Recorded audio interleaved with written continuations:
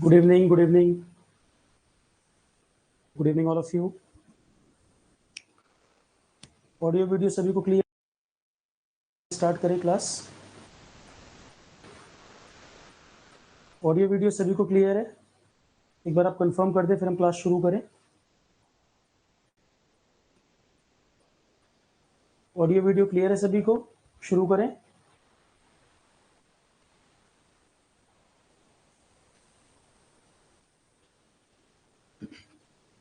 आज हम डिस्कस करेंगे बीपीएससी एई का जो पेपर है। देखो, अब जो लेटेस्ट दो एग्जाम अभी हमारे सामने हैं जून में, बीपीएससी एई अभी तक की जो डेट है उसके हिसाब से हो सकता है कि आगे डेट चेंज हो, क्योंकि 28 मई तक तो फॉर्म ही भरवा रहे हैं। के हिसाब से बीपीएससी एई थर्ड वीक में जून के और इंजीनियरिंग सर्विसेज दो पेपर हमारे सामने हैं। फिलहाल बीपीएससी को लेकर मैं चर्चा कर रहा हूं। इसमें आज के सेशन में बीपीएससी एई का जो जीएस वाला पेपर है, मतलब 6 पेपर जो होते हैं उनमें पेपर 3, बाकी जनरल इंजीनियरिंग के लिए आरोहण पर ऑलरेडी क्लासेस शुरू हो चुकी हैं। जनरल इंजीनियरिंग में 3-4 दिन में ही काफ़ी क्लासेस हुई भी हैं, क्वेश्चन प्रैक्टिस भी उसमें स्टार्ट हो रहा है। और जीएस वाला जो पोर्शन है जो मैं डील कर रहा हूँ उसके बारे में कुछ बात कर लें। तो फिलहाल आपका पेपर 3 पेपर 4 जो है, पेपर 3 जीएस का जो मेरा पोर्शन है, paper 4 general engineering already theory class और स्टार्ट हो चुकी है और क्वेश्चन प्रैक्टिस स्टार्ट होना है। बाकी टेस्ट सीरीज भी आपका साथ साथ 10 तारीख से टेस्ट सीरीज भी शुरू हो जाएगा। इसमें इंग्लिश भी हमने दिया हुआ है और स्टार्टिंग के वीडियो में बता भी रखा है मैंने, बीपीएससी का 2 दिन पहले जो स्ट्रेटजी बताई थी उसमें इंग्लिश, हिंदी, अप्रोच वगैरह क्या रखनी है सब बता रखा है। बैच कोर्स में टेक्निकल वगैरह भी है। फिलहाल जो बच्चे लाइव में अभी ऐप पर कनेक्ट हो रहे हैं, जो क्वेरी होगी यहाँ पूछ सकते हैं। और यूट्यूब पे जो ये सेशन रहेगा, क्वेश्चन पेपर वगैरह के लिए टेलीग्राम लिंक डिस्क्रिप्शन में देखिए। वीडियो के जो वीडियो का डिस्क्रिप्शन रहेगा उसमें टेलीग्राम लिंक पड़ा रहेगा। तो ऐप पर जो पेपर है वो टेलीग्राम लिंक टेलीग्राम पे भी अवेलेबल है, लिंक उसका यूट्यूब के डिस्क्रिप्शन में मिल जाएगा। तो ये सारी चर्चा हो गई। अब इसको मैं जो समझ पाया हूँ, देखो बीपीएससी एई का मैं जो समझ पाया हूँ, लास्ट ईयर भी हमने ये कराया था, दिसंबर में पेपर हुआ था, तब ये बैच कराया था। ये पेपर देखो, अब पॉइंट क्या है, एई के ही पेपर कोई यूनिफॉर्म सिलेबस सब जगह नहीं चलता, अलग अलग जगह अलग अलग रिक्वायरमेंट है। और स्टूडेंट्स के लिए इतनी आफत, क्या क्या पढ़ ले वही प्रोफाइल। एई की ही जॉब के लिए राजस्थान में अलग पैटर्न चलता है, यूपी के अंदर अलग सिलेबस, बिहार के अंदर अलग सिलेबस, मतलब एई की ही जॉब के लिए। और इसी तरह की सिमिलर प्रोफाइल एई की प्रोफाइल के लिए इंजीनियरिंग सर्विसेज का अलग पैटर्न। तो स्टेट के जो एई के एग्जाम होते हैं उनमें एई की सब जगह रिक्वायरमेंट अलग अलग है। ईएस वाले में सिलेबस बिल्कुल ही अलग है। यूपी स्टेट हालांकि सेंटर वाले को फॉलो करता है, यूपी स्टेट के जो एग्जाम है वो सेंटर को फॉलो करता है। जैसे यूपी का पीसीएस का पेपर है, कहीं ना कहीं वो कोशिश करते हैं यूपीएससी को फॉलो करने की, पूरी तरह कर नहीं पाते पर कोशिश वो उसी तरह की करते हैं। ऐसे ही यूपी स्टेट एई वाला पेपर अभी हुआ, यूपी एई वाले ने देखो काफी सारे सिलेबस यूपीएससी के ईएससी से उठाए थे। तो मैं कह रहा हूँ यूपी ज्यादातर सेंटर वाले यूपीएससी वाले एग्जाम्स को फॉलो करता है, पूरी कोशिश रहती है। पीसीएस में भी सिविल्स को फॉलो करते हैं, यूपीएससी सिविल सर्विसेज को। स्टेट एई जो यूपी का हुआ, कई सारे सब्जेक्ट उन्होंने इंजीनियरिंग सर्विसेज वाले पिक कर लिए थे। राजस्थान की बिल्कुल अलग कहानी है, बिहार का अलग खेल है। सिलेबस भी आप देखोगे वेरी कर जाता है। जो नॉन टेक का एरिया है, टेक्निकल तो मोर और लेस सब्जेक्ट वही रहेंगे, एक दो सब्जेक्ट कोई वेरी कर सकता है, बाकी नॉन टेक में वेरिएशन बहुत रहता है। इनमें नॉन टेक को लेके वेरिएशन इनमें काफी रहता है। अब जैसे यूपी एई अभी किसी बच्चे ने दिया और वो बिहार भी देना चाहता है, तो चलो इसमें हिंदी वाला एरिया आपका पढ़ा हुआ है, हिंदी अभी आपने जल्दी पढ़ा। अब जीएस की जहां तक बात है, जीएस का जो पैटर्न मैं देख रहा हूं, फिलहाल बिहार जीएस की अब मैं बात कर रहा हूं। अब मैं बात कर रहा हूं क्लियर कट बिहार जीएस के बारे में, पेपर 3 इसकी चर्चा कर रहे हैं। जनरल इंजीनियरिंग वगैरह ऑलरेडी चल रहा है, आरोहण पे ऑलरेडी क्लास चल रही है, अभी उसकी चर्चा नहीं कर रहा हूं मैं, बिहार जीएस पेपर 3 की बात कर रहा हूं। अभी हम 2024 का पेपर सॉल्व भी करेंगे, 2022 का, 2024 का, ये आरोहण पे पेपर अवेलेबल भी हैं। आज हम 2024 का पेपर सॉल्व करेंगे। पहले मैं जो एनालिसिस मेरी है इस पेपर को लेके वो बता दूं मैं। इसमें 40 से 45% एरिया, 50 क्वेश्चन आएंगे, 2 नंबर का एक क्वेश्चन, 50 क्वेश्चन आएंगे, 2 नंबर का एक क्वेश्चन, 2 मार्क्स ईच, मतलब 100 मार्क्स का पेपर है। 50 क्वेश्चन 2 मार्क्स ईच। 40 से 45% में अकेले ये कवर करता है साइंस प्लस कंप्यूटर बेसिक्स। 40 से 45% में इसमें साइंस और कंप्यूटर बेसिक्स आ जाता है। साइंस का मतलब है यहाँ पर अप टू 10th वाला जो है, 10th वाला तो जो एनसीईआरटी में पढ़ते हैं कंबाइंड साइंस है, और 11th 12th का बायो तो यहाँ पर नहीं आता, लाइफ साइंस के क्वेश्चन मुझे नहीं दिखे, एक आध क्वेश्चन आ जाए तो आ जाए। बाकी 11th 12th का आपका physics and chemistry, physics and chemistry. तो एक तो सरदर्दी आपके लिए ये है सर, इसको कैसे करना है पहले ये बताइए। एक तो आपका ये वाला पोर्शन है और एक पोर्शन कंप्यूटर का। कंप्यूटर में आईसीटी जो मैंने पढ़ाया है वो, plus computer basic questions, computer basics. ICT में भी कंप्यूटर आ जाता है और उसके अलावा भी कुछ बेसिक क्वेश्चन आ जाते हैं, जैसे आरआरबी में भी आता है। तो पहले जरा मैं इसके बारे में बता दूं। प्रीवियस ईयर पेपर हम सॉल्व करते हैं इसलिए नहीं कि as it is question repeat हो जाए, इसलिए कि पेपर का पैटर्न हमको पता चले कि वही सब्जेक्ट एसएससी जेई में भी आते हैं, वही सब्जेक्ट एई में भी आते हैं, वही सब्जेक्ट आरआरबी में भी आते हैं, पर प्रीवियस ईयर लगाने से सबका लेवल सेग्रीगेट हो जाता है, लेवल में अंतर आ जाता है। जैसे वही कंप्यूटर आरआरबी में भी आता है, बिहार में भी आएगा, आपको अंतर पता लगेगा क्वेश्चन के लेवल में। जनरल साइंस हमारा कई एग्जाम में आता है, यहाँ लेवल आपको थोड़ा सा अलग पता चलेगा। तो प्रीवियस ईयर जितने मिल जाए, ध्यान दीजिए जो बोल रहा हूँ बार बार, जितने प्रीवियस ईयर मिल जाए प्रैक्टिस जरूर करना है, उससे आपका माइंडसेट उस एग्जाम के हिसाब से एडजस्ट हो जाता है। आपका माइंड जो है उस पेपर फ्रीक्वेंसी मैच करने लगती है और आप उसी कंफर्टेबल जोन में चले जाते हैं जैसा वो पेपर का लेवल रहता है। आप बीपीएससी के लिए आरआरबी सिर्फ अगर सॉल्व करके जाओगे लेवल मैच नहीं होगा, एडिशनल प्रैक्टिस कर लो, पर जो एग्जाम देने जाओ उसके पीवाईक्यू तो जरूर ही लगाने हैं, इसको नहीं रोक सकते आप। तो ज्यादा से ज्यादा क्वेश्चन, जैसे मैं 24 का पेपर आज करा दूंगा, कल परसों में 22 का करा देंगे, तो जो मेरे पास पेपर अवेलेबल रहेंगे वो तो मैं करा ही दूंगा, या आप टेलीग्राम पे और पेपर भेज भी देना। बीपीएससी के जितने पुराने पेपर आपको मिल जाएं एई के, आप टेलीग्राम पे भेज देना, ज्यादा से ज्यादा मैं सॉल्व भी करवा दूंगा। प्लस अपने से जनरल इंजीनियरिंग, हालांकि फैकल्टीज को भी मैंने कहा है जनरल इंजीनियरिंग के भी ज्यादा से ज्यादा क्वेश्चन करवाएं, टेक्निकल तो प्रीवियस ईयर तो ज्यादा से ज्यादा लगाना है, इसको नहीं स्किप कर सकते। अब बात आती है सर और भी पेपर लगा सकते हैं क्या बीपीएससी के लिए? मान लो 4-6 पेपर अगर आपके पास अवेलेबल है और करना हो, यूपीएई के भी पेपर लगा सकते हो, कॉमन एरिया तो कई सारे है ना। टेक्निकल क्वेश्चन प्रैक्टिस करना है मान लो, एसएससी जेई के भी क्वेश्चन लगा सकते हो, क्वेश्चन जितने ज्यादा लगा लो उतना अच्छा। बीपीएससी एई के जितने मिल जाएं सबसे पहली प्रायोरिटी वो। उसके अलावा और कौन से क्वेश्चन हम लगा सकते हैं सर? यूपीएई के क्वेश्चन लगा लो, एसएससी जेई लगा लो, आरआरबी जेई के क्वेश्चन लगा सकते हो। सिंगल लाइनर कई बार आसान क्वेश्चन भी आ जाते हैं। आप कहोगे सर आरआरबी जेई का लेवल तो हल्का होता है, अरे भाई लेवल हल्का होता है तो 5-7 तो बिल्कुल सिंपल होते हैं, डायरेक्ट लाइन टू लाइन। और बीपीएससी के भी पुराने पेपर देखोगे, नेट से सीधे सीधे क्वेश्चन उठाए हुए हैं, कुछ साइड से नेट से कुछ क्वेश्चन साइड से उठा रखे हैं, ठीक। तो इसलिए क्वेश्चन जरूर लगाना है जितने ज्यादा हो सके, कम टाइम में अच्छी तैयारी, क्वेश्चन ज्यादा से ज्यादा प्रैक्टिस करना। अब हम लोग भी टेस्ट सीरीज करा रहे हैं, आप भी क्वेश्चन लगाओगे, मैं भी कराऊंगा, टीचर क्लास में भी करवा रहा है, तो काफी क्वेश्चन तो ऑलरेडी हम इसमें कवर कर लेंगे, ठीक। अब जरा इस पर आ जाएं, सर साइंस को लेकर आपको क्या लग रहा है? देखो साइंस का जीएस के पार्ट में जो साइंस का एरिया है, एक तो आपके 10 तक के क्वेश्चन हैं। साइंस के जितने क्वेश्चन आएंगे, सुनो ध्यान से, मैं मान लेता हूं कि 50 में से मान लो साइंस के 15 क्वेश्चन आ गए या 16 क्वेश्चन आ गए, 50% तो 9-10th वाली साइंस जो मैंने आपको पढ़ाया हुआ है एज इट इज आपके कोर्स में अवेलेबल है, डिजिटल नोट्स भी, लेक्चर्स भी, ठीक। 50% क्वेश्चन तो आपके वही वाले रहेंगे साइंस के अंदर 9-10th के लेवल के बेसिक क्वेश्चन, और 50% क्वेश्चन आपके 11th-12th वाले रहेंगे फिजिक्स केमिस्ट्री। पॉइंट समझ आ रहा है? साइंस के अंदर 50% एरिया 9-10th का साइंस जो मैंने आपको पढ़ा रखा है वो भी आपके कोर्स में दे रखा है जनरल साइंस के नाम से, और 11th-12th का 50% एरिया, मतलब अगर 16 क्वेश्चन आते हैं तो 8 क्वेश्चन आप 9-10th के एक्सपेक्ट कर सकते हो, 8 क्वेश्चन आप 11th-12th के फिजिक्स केमिस्ट्री के कर सकते हो। फिजिक्स केमिस्ट्री में भी ऐसा नहीं है कि केमिस्ट्री नहीं आया फिजिक्स ज्यादा आया, अंदाजा 4-4 क्वेश्चन दोनों के मान सकते हो।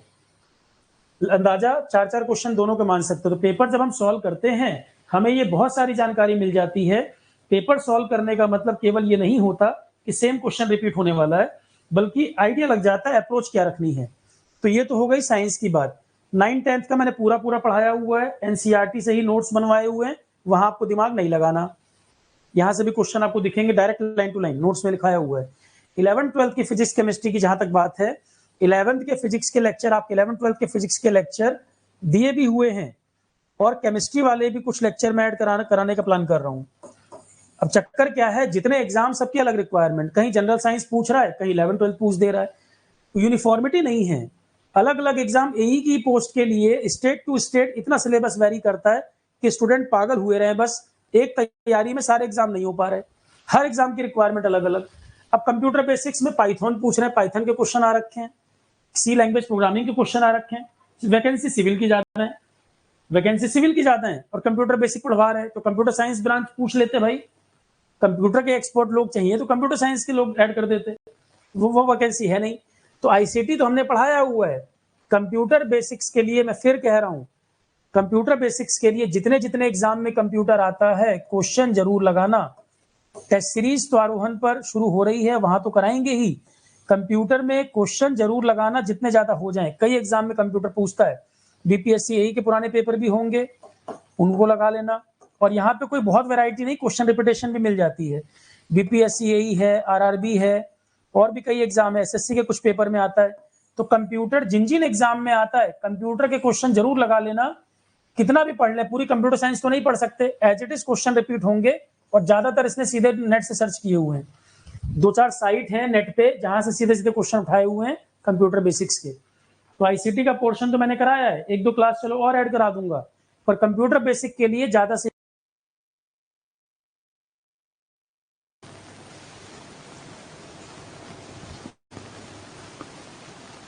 कंप्यूटर के लिए ज्यादा से ज्यादा क्वेश्चन जो मैंने आपको आरआरबी के लिए भी बोला था। ठीक, ये तो बात हो गई जो आपका जीएस का ये वाला पोर्शन है। लाइफ साइंस यहाँ 1-2 क्वेश्चन एक्सपेक्ट कर सकते हो, ज्यादा नहीं पूछता। बीपीएससी के अंदर लाइफ साइंस का कोई ज्यादा वेटेज नहीं होता, एसएससी जेई में होता है। एसएससी जेई में लाइफ साइंस मतलब बायोलॉजी, एसएससी जेई में अच्छे खासे क्वेश्चन आते हैं। बीपीएससी में 1-2 क्वेश्चन फोटोसिंथेसिस पूछ दे, 1-2 क्वेश्चन एक्सपेक्ट कर सकते हो, बहुत ज्यादा यहाँ पर लोकल ये बायो नहीं पूछता। स्टेट लोकल का भी 1 से 2 क्वेश्चन आ सकता है, इससे ज्यादा नहीं। जीएस के अंदर स्टेट लोकल का अगर एक्सपेक्ट करोगे तो स्टेट लोकल की 2 पीडीएफ मैंने बना के दी हैं, वीडियो भी चलो करा देंगे, पीडीएफ मैंने बना के तैयार कर रखा है। तो स्टेट लोकल आपके फोल्डर में पड़ा हुआ है, 1 से 2 क्वेश्चन स्टेट लोकल।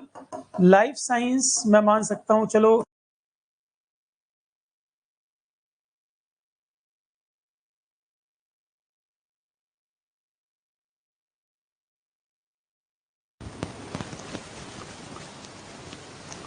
तो लाइफ साइंस भी 0 रहेगा ऐसा नहीं कह सकते, 2 क्वेश्चन तक, क्योंकि हम एक पेपर के बेसिस पे पूरा नहीं बोल सकते।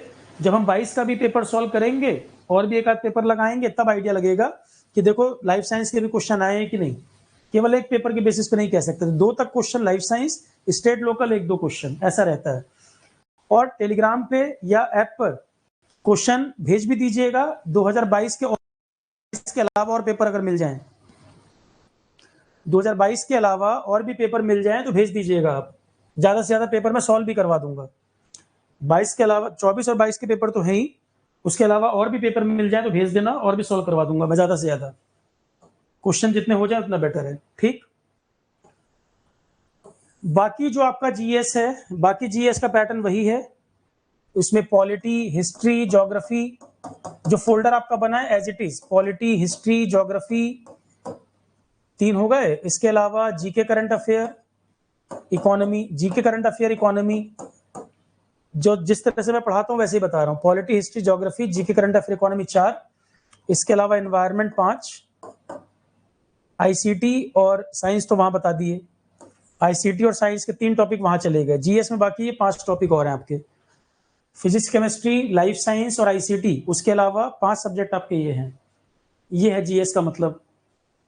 इसमें भी पॉलिटी आप पढ़ोगे, पॉलिटी में कुछ भी आ जाए डायरेक्ट क्वेश्चन आपके बन जाएंगे, एक आध क्वेश्चन नहीं कह सकता, बाकी मेजोरिटी बना लोगे। मान लो 4 क्वेश्चन पॉलिटी आ जाए, 3 बनेगा, 1 नहीं बनेगा। हिस्ट्री में ऐसी बेवकूफी करते हैं, वर्ल्ड हिस्ट्री का क्वेश्चन पूछ देते हैं कभी कभी। अरे इंडियन हिस्ट्री लोगों से नहीं बन पाएगी, इतनी वास्ट है, एक आध क्वेश्चन वर्ल्ड हिस्ट्री का पूछ देंगे। तो हर क्वेश्चन करना भी नहीं है, हर क्वेश्चन के चक्कर में मत पड़ना। निगेटिव मार्किंग नहीं है भले, पर जो ध्यान होना चाहिए भाई, हर क्वेश्चन नहीं बना पाओगे, कोई कहीं कहीं तुक्का लगाना पड़ जाएगा आपको। नेगेटिव नहीं है तो अटेम्प्ट तो करोगे ही, पर कहीं कहीं वर्ल्ड हिस्ट्री पूछ देता है जो नहीं पूछना चाहिए, बनाने वाले को समझ नहीं है क्या बना रहा है। ठीक है, इंजीनियर से आप क्या क्या एक्सपेक्ट कर रहे हो, क्या क्या पूछ लोगे।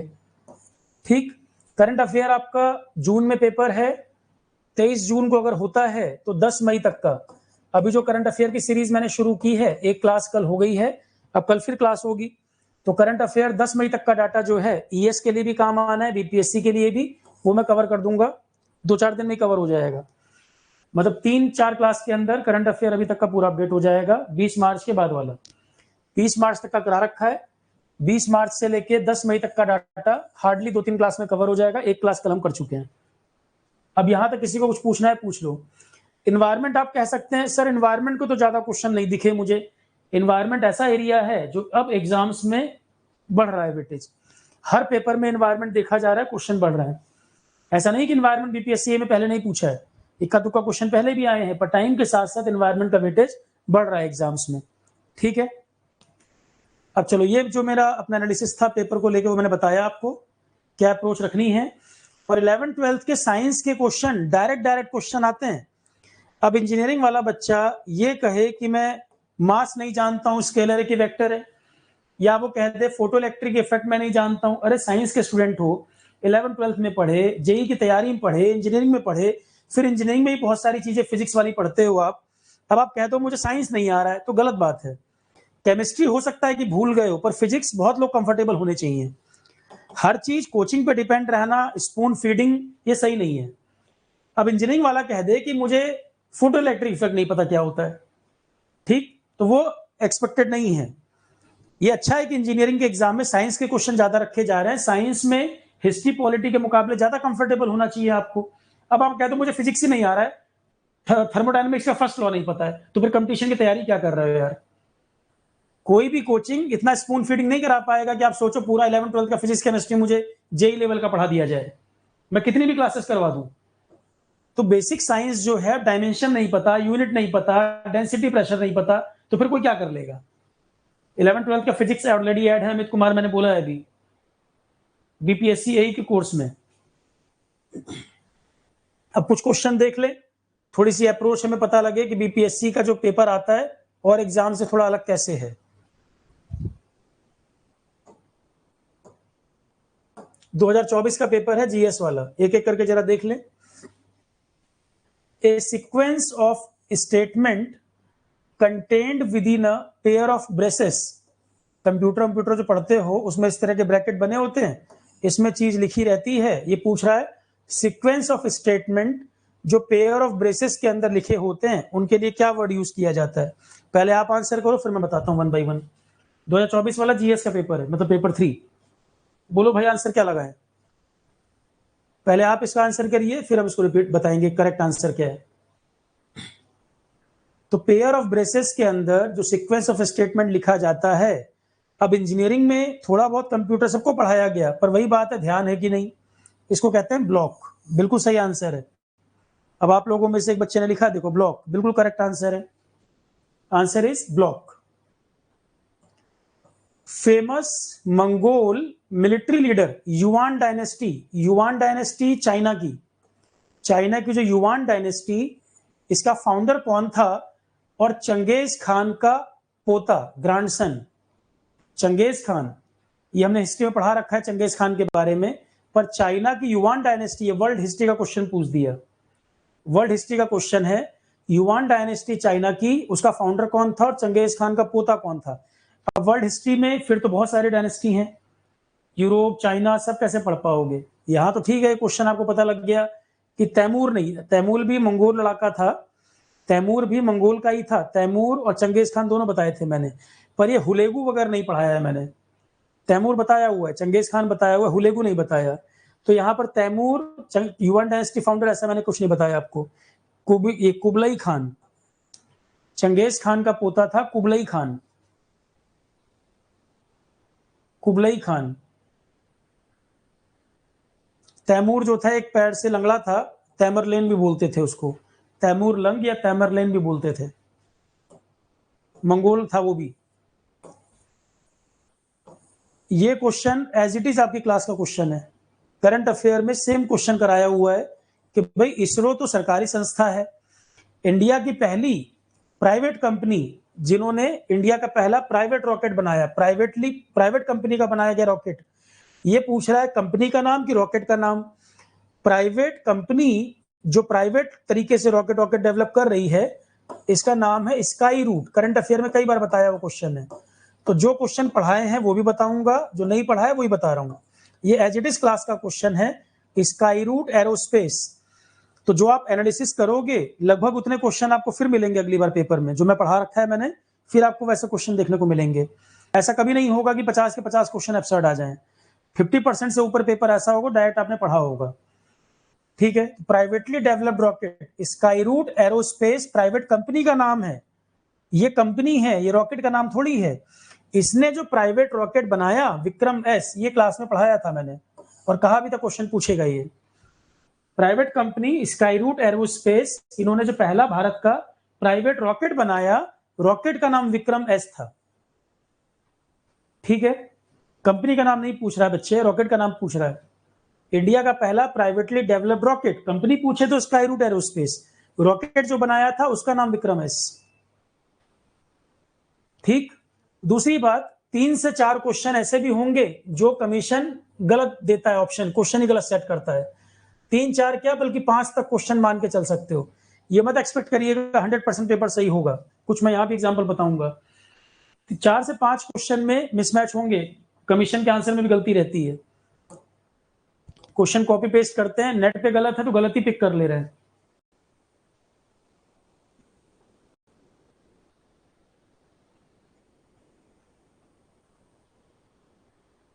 नेट पे कई बार गलत पड़ा रहता है डिटेल, तो गलती पिक कर लेते हैं, तो मिस्टेक रहती है। इस यूपीएससी में गलती कम रहती है, स्टेट एग्जाम वगैरह में गलत आंसर भी कई बार सेट करते हैं। ये फिलहाल विक्रम एस होगा। इकोनॉमी का एक क्वेश्चन है, growth of resources in an economy is shown in PP. इस तरह के क्वेश्चन छोड़ने वाले हैं। अब 6 पेपर हैं, अगर मैं इकोनॉमी आपको 70-80 घंटे पढ़ा दूं यहाँ पर, कोई मतलब है उसका? बेहतर है क्लास का क्वेश्चन है तो करो, नहीं तो छोड़ दो। हालांकि राइट वर्ड शिफ्ट होता है, ये कर्व देखो, ग्राफ है इसका, एक इसका कर्व होता है राइट वर्ड शिफ्ट। तो आंसर तो नोट करने को कर लो, अगर रिपीट हो गया ठीक है, नहीं तो 70-80 घंटे इकोनॉमी पढ़ने मत बैठ जाना यहाँ पर। ठीक है, और उसमें से भी गारंटी नहीं क्या पूछेगा, इतने सारे कर्व डायग्राम ग्राफ जरूरत नहीं है। अच्छा है कि उसके चक्कर में ना पड़े। आएंगे 2-3 क्वेश्चन, क्लास से आए तो ठीक, नहीं आए तो छोड़ देना, मत चक्कर में पड़ना। अब इस तरह का क्वेश्चन देखो, ये क्वेश्चन लगभग लोगों को याद होगा। जेई की तैयारी जिसने भी कर रखी है या 11-12 पढ़ा हुआ है, हर जगह आता था ये क्वेश्चन। जेई में भी आता था, पेट क्वेश्चन था, जेई में भी, स्कूल एग्जाम में भी, कंपटीशन हर जगह पूछता था ये। फिजिक्स का बहुत जनरल क्वेश्चन है, टाइप ऑफ कॉलिजन जरा बताना, और कह भी रहा है लीनियर मोमेंटम और काइनेटिक एनर्जी कंजर्व रहे। मतलब 11-12 की साइंस देख के यहां घबराना नहीं है, सिंपल क्वेश्चन। ये क्या प्रॉब्लम हो रहा है, बार बार सर्वर बार बार लग रहा है दिक्कत कर रहा है।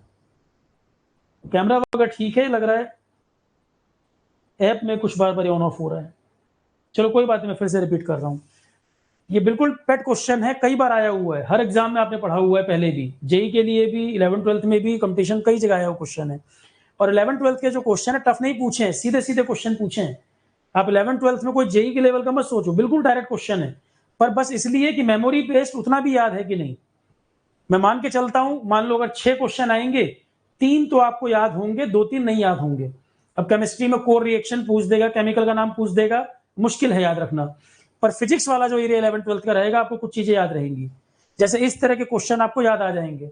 ठीक, क्लास में तो होगा ही, क्लास में तो है ही, और ऐड भी कराऊंगा मैं। पर इसमें ये वाला जो क्वेश्चन है, फिजिक्स वाला एरिया आपको आसान पड़ेगा, केमिस्ट्री थोड़ा सा टफ पड़ता है, क्योंकि फिजिक्स के टच में आप ज्यादा रहते हैं। इलास्टिक कोलिजन ठीक है, इलास्टिक कोलिजन ही करेक्ट है। तो यहां पे मेन बात है क्वेश्चन का ऑब्जर्वेशन, किस किस नेचर के क्वेश्चन आए हुए हैं, कि जहां 11th 12th फिजिक्स और केमिस्ट्री पूछ रहा है उनका लेवल क्या है। मेन तो हमें इस पर ध्यान रखना है कि क्या बहुत डेप्थ में क्वेश्चन पूछे कि ऊपर ऊपर है। जनरल क्वेश्चन है 11th 12th के भी, 10th तक का तो मैंने कराया ही है, 11th 12th के भी जनरल क्वेश्चन हैं, जिनको देख के घबराना तो नहीं है, पहले घबराने की जरूरत नहीं है, बहुत टफ नहीं रहेगा। Who give the instruction to the computer for performing any kind of action? Computer जो कुछ काम करता है उसको जो इंस्ट्रक्शन दी जाती है वो बेसिकली क्या, प्रोग्राम पे काम करता है ना, प्रोग्रामिंग होती है, प्रोग्रामिंग होती है ना भाई। प्रोग्रामिंग में क्या होता है, सेट ऑफ एक्टिविटीज होता है। प्रोग्रामिंग से तो कंप्यूटर चल रहा है, सेट ऑफ इंस्ट्रक्शन आप प्रोग्राम के द्वारा देते हैं। प्रोग्राम क्या है, सेट ऑफ एक्टिविटीज है। तो who give the instruction to the computer for performing any kind of action, computer कुछ भी काम कर रहा है, जो इंस्ट्रक्शन दी जाती है कौन सा टर्म उससे जुड़ा हुआ है, प्रोग्राम तो ऑप्शन में लिखा नहीं। प्रोग्राम का मतलब set of activities, basically sequence, sequence part है ये। इटरेशन नहीं, सीक्वेंस होगा मेरे हिसाब से, सीक्वेंस होना चाहिए। आप चेक कर लो, सीक्वेंस, सेट ऑफ एक्टिविटी में सीक्वेंस होना चाहिए। कंफ्यूजन हो अपने एंड से भी चेक कर लो आप, सीक्वेंस होगा। ये आपको एज इट इज पढ़ाया वो क्वेश्चन है। Which among the following is a scalar quantity. Science में जो मैंने पढ़ाया है, सिर्फ नोट्स के भरोसे मत रहना, लेक्चर जरूर देख लेना, क्योंकि नोट्स स्टूडेंट लिखते हैं, कभी कभी स्पेलिंग मिस्टेक वगैरह हो जाती है नोट्स में। लेक्चर देखिएगा, लेक्चर याद रहेगा, नोट्स पढ़ के काम नहीं चलेगा। साइंस जो मैंने पढ़ाया है, जो भी लेक्चर मैंने कराए हैं, लेक्चर ज्यादा इंपॉर्टेंट है। सिर्फ पीडीएफ के भरोसे मत रहना, मैं फिर कह रहा हूं। पता लगा पीडीएफ में कोई यूनिट बच्चे ने गलत नोट कर ली, क्या तो वो सर आपने लिखा है, जब क्लास में मैंने पढ़ाया हुआ है। मेरे लिए नहीं पॉसिबल है ना कॉपी लिखूं बैठकर, तो पढ़ाया हुआ है सब्जेक्ट, लेक्चर ज्यादा इंपॉर्टेंट है। लेक्चर देखोगे, नोट्स में थोड़ी बहुत स्पेलिंग मिस्टेक ठीक कर सकते हो आप, इक्का दुक्का ही होंगी, ज्यादा नहीं होंगी, पर लेक्चर ज्यादा इंपॉर्टेंट है। कुछ लोग कहते हैं पीडीएफ पढ़ के चले जाएं, तो पीडीएफ पे गारंटी नहीं है भाई। क्लास में जितना समझाया जाता है सारा पीडीएफ में लिखना पॉसिबल नहीं किसी के लिए, लेक्चर ज्यादा इंपॉर्टेंट है। पीडीएफ तो टेलीग्राम पे डाल देता हूं मैं, पीडीएफ से काम चल जाए तो क्लास की जरूरत क्या, क्लास ज्यादा इंपॉर्टेंट है किसी भी सब्जेक्ट में। स्केलर क्वांटिटी, स्केलर वेक्टर की मैंने लिस्ट लिखवाई हुई है, स्केलर वेक्टर की लिस्ट लिखवाई हुई है, कौन सी क्वांटिटी किस में आती है। स्केलर मैग्नीट्यूड जहां है, वेक्टर जिसके पास मैग्नीट्यूड के साथ साथ डायरेक्शन भी हो। पता लगा आपसे वेक्टर क्वांटिटी क्या होते हैं, यही क्वेश्चन पूछ ले। वेक्टर का मतलब जहां पर मैग्नीट्यूड के साथ साथ डायरेक्शन भी होगा। मास जो है ये स्केलर क्वांटिटी है, मास जो है स्केलर क्वांटिटी है। एक और सवाल पूछ दे, इनर्शिया जो होता है किसी बॉडी का किस पे डिपेंड करता है, बोलो जरा। किसी बॉडी का इनर्शिया ज्यादा, किस बॉडी का इनर्शिया ज्यादा, जिसका मास ज्यादा। इनर्शिया जो प्रॉपर्टी है मास पे डिपेंड करती है, ये क्वेश्चन आ जाए, ठीक है, करा रखा है क्लास में, 10th तक की साइंस के अंदर ही आ जाता है। इनर्शिया क्या है, मास क्या है, मास और वेट में क्या अंतर है, वेट का यूनिट क्या है, फोर्स का यूनिट क्या है, ऐसे क्वेश्चन बहुत आते हैं। ये क्वेश्चन आंख बंद करके पैर से टिक कर सकते हैं, 1 करोड़ बार पढ़ाया हुआ है। कौन सा इसमें शासक था जिसने बुद्धिज्म को अपनाया था और भारत के बाहर भी बुद्धिज्म का प्रचार प्रसार किया था, अपने बच्चों को भी, महिंदा, संघमित्रा, इन सबको बुद्धिज्म के प्रचार प्रसार में लगा दिया था। बर्मा, श्रीलंका, इन सब जगहों पर भी बुद्धिज्म को स्प्रेड किया। अशोका, चंद्रगुप्त मौर्य का पोता था ये, चंद्रगुप्त मौर्य का पोता अशोका। चंद्रगुप्त मौर्य ने अपनाया था जैन धर्म, अशोका ने अपनाया था बुद्धिज्म। चंद्रगुप्त मौर्य ने अपनाया था जैन धर्म, अशोका ने अपनाया था बुद्धिज्म, और अपने बच्चों को भी बुद्धिज्म के प्रचार प्रसार में लगा दिया था, भारत के अंदर बाहर दोनों जगह। तो ऐसा नहीं कि पूरा पेपर टफ हो जाएगा। आइसो बार 1 करोड़ बार पढ़ाया हुआ है, आइसो बार और आइसोटोप सामने लिख के देख लो, और क्वेश्चन सिंपल आए तो जल्दी जल्दी मार्क नहीं करना है, साइड में लिख लो पहले। एक बताया था सर ने आइसोटोप, एक बताया था आइसोटोन, एक होता है आइसोबार। प्रोटॉन, न्यूट्रॉन, इलेक्ट्रॉन की खोज किसने की थी वो भी बताया था, वो भी क्वेश्चन आ जाते हैं। तो आइसोटोप और आइसोबार में क्या अंतर है। आइसोटोप का मतलब होता है जहां पे एटॉमिक नंबर सेम हो। आइसोटोप उदाहरण लिख लो यहां पर, जैसे हाइड्रोजन का isotope, atomic number same, mass number different, तो एटॉमिक नंबर तो सेम ही रखना है, atomic number same, mass number different. तो protium, deuterium, tritium, protium, deuterium, tritium ये हाइड्रोजन का आइसोटोप के नाम है, जहां पर atomic number same, mass number different, atomic number same, mass number different. Isobar में कहानी उल्टी हो जाती है, उनमें मास नंबर बराबर होते हैं, एटॉमिक नंबर अलग हो जाता है। आइसोबार उनको कहते हैं जहां पर मास नंबर सेम हो जाएगा और एटॉमिक नंबर अलग अलग हो जाएगा, जैसे पोटेशियम, कैल्शियम, मास नंबर दोनों का 40 है। एज इट इज एग्जाम्पल भी क्लास में दिया था। एक सेकेंड, हमें देखना है एटॉमिक नंबर से मास नंबर डिफरेंट, पहले सारे देख लो। हाँ ये रहा ना, पोटेशियम, कैल्शियम, ये रहा, mass number same, atomic number different. और एटॉमिक नंबर डिफरेंट होगा तो सेम एलिमेंट में तो नहीं हो सकता ना। अगर आप एटॉमिक नंबर सेम बोल रहे हो तो हाइड्रोजन ही पॉसिबल है। एटॉमिक नंबर एक एलिमेंट का एटॉमिक नंबर एक ही हो सकता है, हर एलिमेंट का अपना एक यूनिक एटॉमिक नंबर होता है। एटॉमिक नंबर बदलते ही एलिमेंट कोई और होगा। जैसे एटॉमिक नंबर बदल गया तो ऑब्वियस सी बात है दोनों पोटेशियम तो नहीं हो सकता ना। एटॉमिक नंबर बदलते ही एलिमेंट दूसरा हो जाएगा, तो पोटेशियम 19 और कैल्शियम 20, मास नंबर दोनों का 40 है। तो अगर आपने एटॉमिक नंबर चेंज कर दिया है तो एलिमेंट तो बदलेगा ही। इसका मतलब आइसोबार सेम एलिमेंट में हो सकता है क्या? क्या ये कह सकते हो कि हाइड्रोजन का ही आइसोबार? इस बात का जवाब दो। आइसोटोप हो सकता है, आइसोटोप में एटॉमिक नंबर सेम होता है, आइसोटोप में एटॉमिक नंबर सेम होता है, मतलब आइसोटोप एक ही एलिमेंट का बन रहा है, एक ही एलिमेंट के अलग अलग फॉर्म। आइसोटोप में एटॉमिक नंबर सेम रहेगा तो सेम एलिमेंट के ही अलग अलग रूप हैं? नहीं, आइसोटोप में atomic number same, mass number different. तो आइसोटोप में क्या पढ़ाया आपने? Same atomic number, same atomic number, different mass number, यही तो पढ़ा है, डिफरेंट मास नंबर। तो जब सेम एटॉमिक नंबर कह दिया तो एक ही एलिमेंट के अलग अलग रूप होंगे, हाइड्रोजन ही है, प्रोटियम, ड्यूटेरियम, ट्रिटियम। जबकि आइसोबार के अंदर एटॉमिक नंबर डिफरेंट होगा, मास नंबर सेम होगा। तो जब आपने एटॉमिक नंबर डिफरेंट बोल दिया आइसोबार में, तो वो एक ही एलिमेंट का अलग रूप तो नहीं हो सकता, वो एलिमेंट ही चेंज हो जाएगा। एटॉमिक नंबर बदलते ही एलिमेंट दूसरा हो जाएगा। तो एटॉमिक नंबर यहां अलग अलग होना चाहिए। बाकी तीनों में क्या समझ आ रहा है? एटॉमिक नंबर सेम लिख रहा है। आइसोबार में सेम एटॉमिक नंबर नहीं होता, मास नंबर सेम होता है।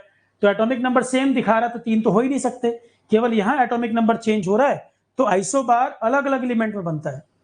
आइसोबार जो बनता है वहां पे डिफरेंट एलिमेंट के बीच में मास नंबर सेम होगा, different element having same mass number, different element having same mass number. अब एक क्वेश्चन और आता है कि आइसोटोप जो होते हैं, आइसोटोप जो होते हैं उनमें उनकी प्रॉपर्टी का क्या? As it is line class में लिखवा रखी है, as it is line class में लिखवा रखी है। आइसोटोप के अंदर, आइसोटोप में सेम एटॉमिक नंबर, मतलब वो एलिमेंट वही है, हाइड्रोजन के ही जैसे अलग अलग रूप, तो केमिकल प्रॉपर्टी तो सेम रहेगी, केमिकल प्रॉपर्टीज सेम रहेगा। आइसोटोप के अंदर केमिकल प्रॉपर्टी सेम, पर melting point, boiling point, density, ये फिजिकल प्रॉपर्टीज होती हैं। Melting point, freezing point, density, ये सब फिजिकल प्रॉपर्टी में आती है, वो वेरी कर जाती हैं, डिफरेंट। क्लियर है? तो आइसोटोप में केमिकल प्रॉपर्टी सिमिलर, क्योंकि एलिमेंट वही है, हाइड्रोजन के अलग अलग रूप, तो केमिकली वो हाइड्रोजन ही है। केमिकल प्रॉपर्टीज सिमिलर रहेंगी, फिजिकल प्रॉपर्टीज जैसे कि melting point, boiling point, density, colour, appearance, physical में तो जो ऑब्जर्व हो सके, जो ऑब्जर्वेबल है, फिजिकल प्रॉपर्टीज जो है वो अलग अलग हो जाती हैं आइसोटोप्स के अंदर। और इलेक्ट्रॉन, प्रोटो, ये एटॉमिक नंबर और मास नंबर, एटॉमिक नंबर और मास नंबर, इन दोनों का डिफरेंस जो होता है वो होता है number of neutrons. Atomic number और मास नंबर के बीच का जो डिफरेंस होता है वो नंबर ऑफ न्यूट्रॉन होता है। तो जिनमें नंबर ऑफ न्यूट्रॉन बराबर होते हैं उनको आइसोटोन कहते हैं। वो एलिमेंट जिसमें न्यूट्रॉन की संख्या बराबर होती है उन्हें आइसोटोन कहते हैं। तो जिन्होंने फिजिक्स केमिस्ट्री मेरी वाली क्लास अभी करी नहीं है, फोल्डर में कर लीजिएगा, ये सब कहानी समझ में आ जाएगी, डिटेल में पढ़ाया हुआ है। ये अप टू 10 तक की साइंस जो है उसी का एरिया है पूरा का पूरा। और एक बात, फिजिक्स केमिस्ट्री जो मैंने पढ़ाया है उसमें 2 नोट्स पड़े हुए हैं फोल्डर में। एक तो पढ़े हैं डिजिटल नोट्स जो आपको पढ़ने में बड़े अच्छे लगेंगे, पर मैं फिर कह रहा हूँ स्टूडेंट लिखते हैं कहीं कहीं मिस्टेक हो सकती है, बोर्ड से भी कई बार गलत उतार लेते हैं आप ही लोग। तो डिजिटल नोट्स फिजिक्स केमिस्ट्री के पढ़े हुए हैं और एक जनरल एक कॉमन नोट्स पढ़े हुए हैं, नॉर्मल नोट्स। नॉर्मल नोट्स वाले में एक बच्चे ने गलती से ये दोनों सेम लिख दिया है जबकि मैंने ये लिखवाया हुआ है, तो वहां पर जो नॉर्मल नोट्स देख रहा होगा करेक्शन कर लीजिएगा। आइसोटोप की property chemical property same, physical property different. Digital वाले में ठीक लिखा हुआ है, नॉर्मल नोट्स में यहाँ दोनों को सेम लिख दिया, गलत। ये डिफरेंट होती है, ये सेम होती है। तो नॉर्मल नोट्स वाले में आइसोटोप की जहां प्रॉपर्टी बताई है वहां करेक्शन है। ये मैंने ग्रुप में डाल भी दिया था, बताया भी था, नोट्स जब देखे मैंने स्टूडेंट को भी करेक्शन करवाया था, पर अब सारी कॉपी फिर से मॉडिफाई करना मुश्किल काम है। तो नॉर्मल नोट्स में ये सेम, ये डिफरेंट, ये सेम लिख दिया उसने दोनों जगह, ये गलत है, ये गलत है। हालांकि करेक्शन मैंने तब भी करवा दी थी। ठीक, अल्टीमेट बात ये है एक लाइन भी गलत नहीं होनी चाहिए। कहीं कोई बच्चा ये सिर्फ नोट्स देख ले, क्लास देखे ही ना, और इस एक लाइन की वजह से एक नंबर कट जाए, उतने से ही गड़बड़ हो जाए मामला तब। तो अल्टीमेट बात है, साथ साथ मैं बताता चल रहा हूं, लेक्चर ज्यादा इंपॉर्टेंट है, बार बार कह रहा हूं मैं। Chemical property same, physical property different, explain भी कर रहा हूं बार बार। केमिकली हाइड्रोजन के आइसोटोप जैसे है, हाइड्रोजन ही, तो केमिकली वो सेम चीज है, फिजिकल प्रॉपर्टी में अंतर आ जाता है। ठीक, अगला सवाल, तो आंसर हो जाएगा D. The unit of spring constant, Hooke's law.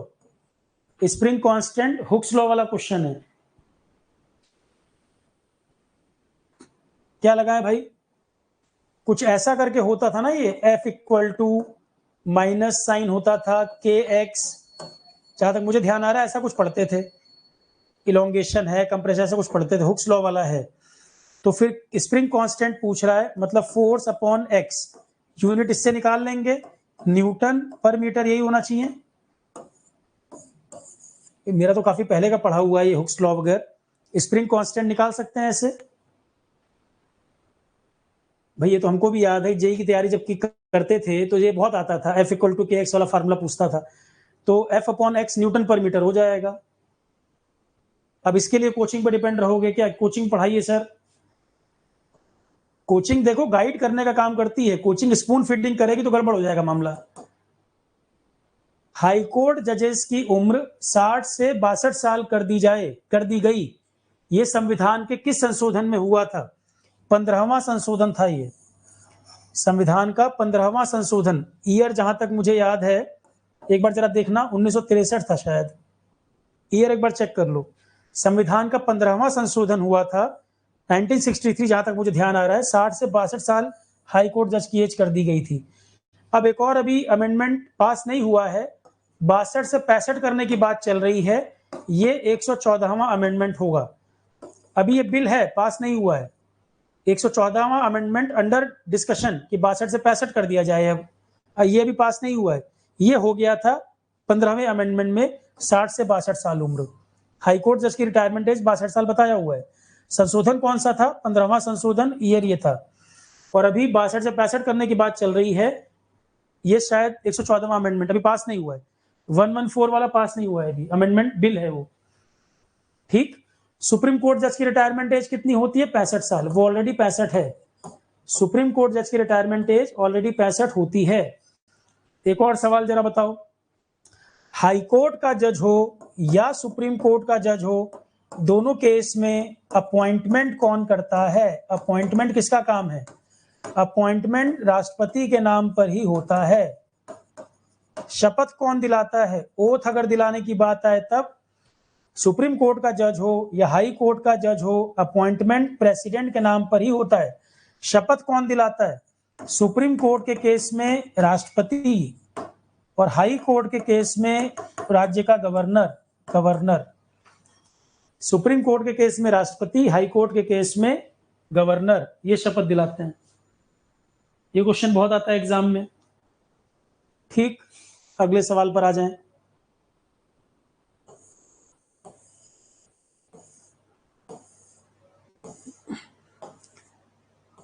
आंख बंद करके पैर से टिक करने वाला क्वेश्चन, जरा बोलना भाई, पढ़ाया हुआ है कि नहीं? लद्दाख में जिले कितने हो चुके हैं बताया कि नहीं बताया? नहीं बताया होगा सीधे सीधे कह देना सर झूठ बोलना बताया नहीं है। तो पढ़ाया था तब भी कहा था, ये क्वेश्चन आने वाला है किसी एग्जाम में। जब पढ़ाया था तब भी कहा था किसी एग्जाम में पूछेगा। अभी एक क्वेश्चन और पूछेगा एग्जाम में, आने वाले पेपरों में क्वेश्चन आएगा, क्लासिकल लैंग्वेज की संख्या बढ़ चुकी है। अब क्लासिकल लैंग्वेज के नंबर बढ़ चुके हैं। करंट अफेयर में करा दूंगा वैसे में, ये भी एक क्वेश्चन अभी किसी एग्जाम में पूछेगा। ठीक है, बोलो भाई। 7 नए जिले, जो 5 नए बने हैं 2 पहले से थे। लद्दाख जम्मू कश्मीर स्टेट का हिस्सा हुआ करता था। आर्टिकल 370 कश्मीर का जो संविधान था भारत के संविधान के अंदर, जब उसको खत्म किया गया तो जम्मू कश्मीर को 2 यूनियन टेरिटरी में बांट दिया गया। 2 यूनियन टेरिटरी में बांट दिया गया। एक यूटी है लद्दाख और एक यूटी है जम्मू कश्मीर के नाम से। तो जम्मू कश्मीर जो कि राज्य हुआ करता था उसको 2 यूटी में डिवाइड कर दिया गया, संघ शासित प्रदेश बना दिया गया। लद्दाख के अंदर 2 ही जिले हुआ करते थे, करगिल और लेह।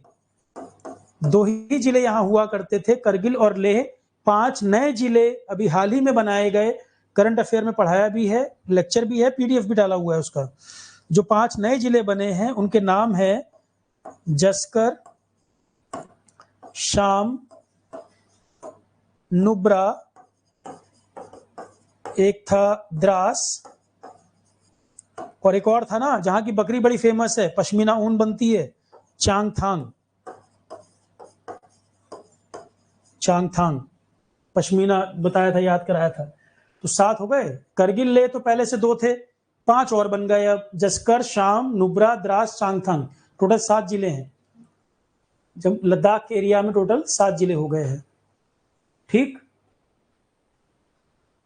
तो बीपीएससी जीएस को लेके परेशान आप ना हो। कई लोग अब जीएस पढ़ चुके हैं, उनको अंदाजा लग रहा है कि सर ने क्लास में क्या कराया है और क्या पूछा गया था।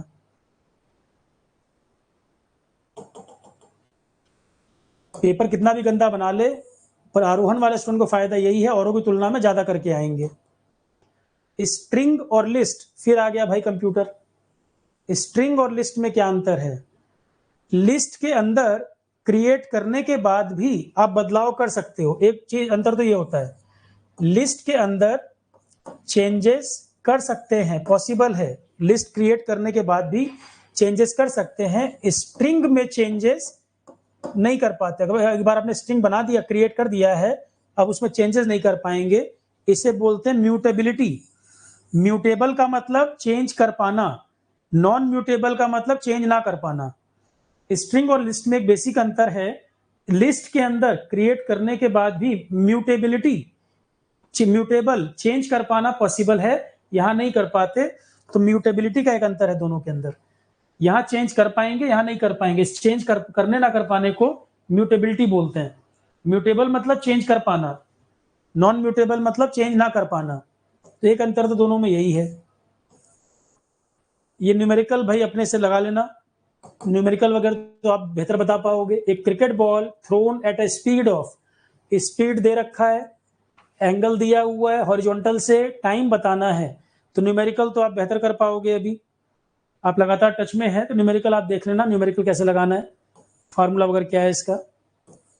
हाँ ये बताना जरा, आईसीटी वाले से बन जाएगा ये क्वेश्चन, आईसीटी में जो पढ़ाया हुआ है उससे बन जाएगा। टाइप ऑफ कंप्यूटर पढ़ाए थे मैंने, कंप्यूटर के अलग अलग प्रकार है। वाइड रेंज, बहुत ज्यादा वैरायटी, साइज और पावर, अलग अलग साइज और पावर के कंप्यूटर अवेलेबल है किसमें? सुपर कंप्यूटर तो यहां नहीं लिया इसमें। स्पेशल पर्पस, स्पेशल पर्पस में तो बहुत ज्यादा वाइड रेंज अवेलेबल नहीं होगी। वाइड रेंज का मतलब छोटे से बड़े स्केल पे बहुत तरह की वैरायटी आपके पास कंप्यूटर की अवेलेबल है। साइज एंड पावर का वाइड रेंज का मतलब बहुत प्रकार के टाइप अवेलेबल है आपके पास।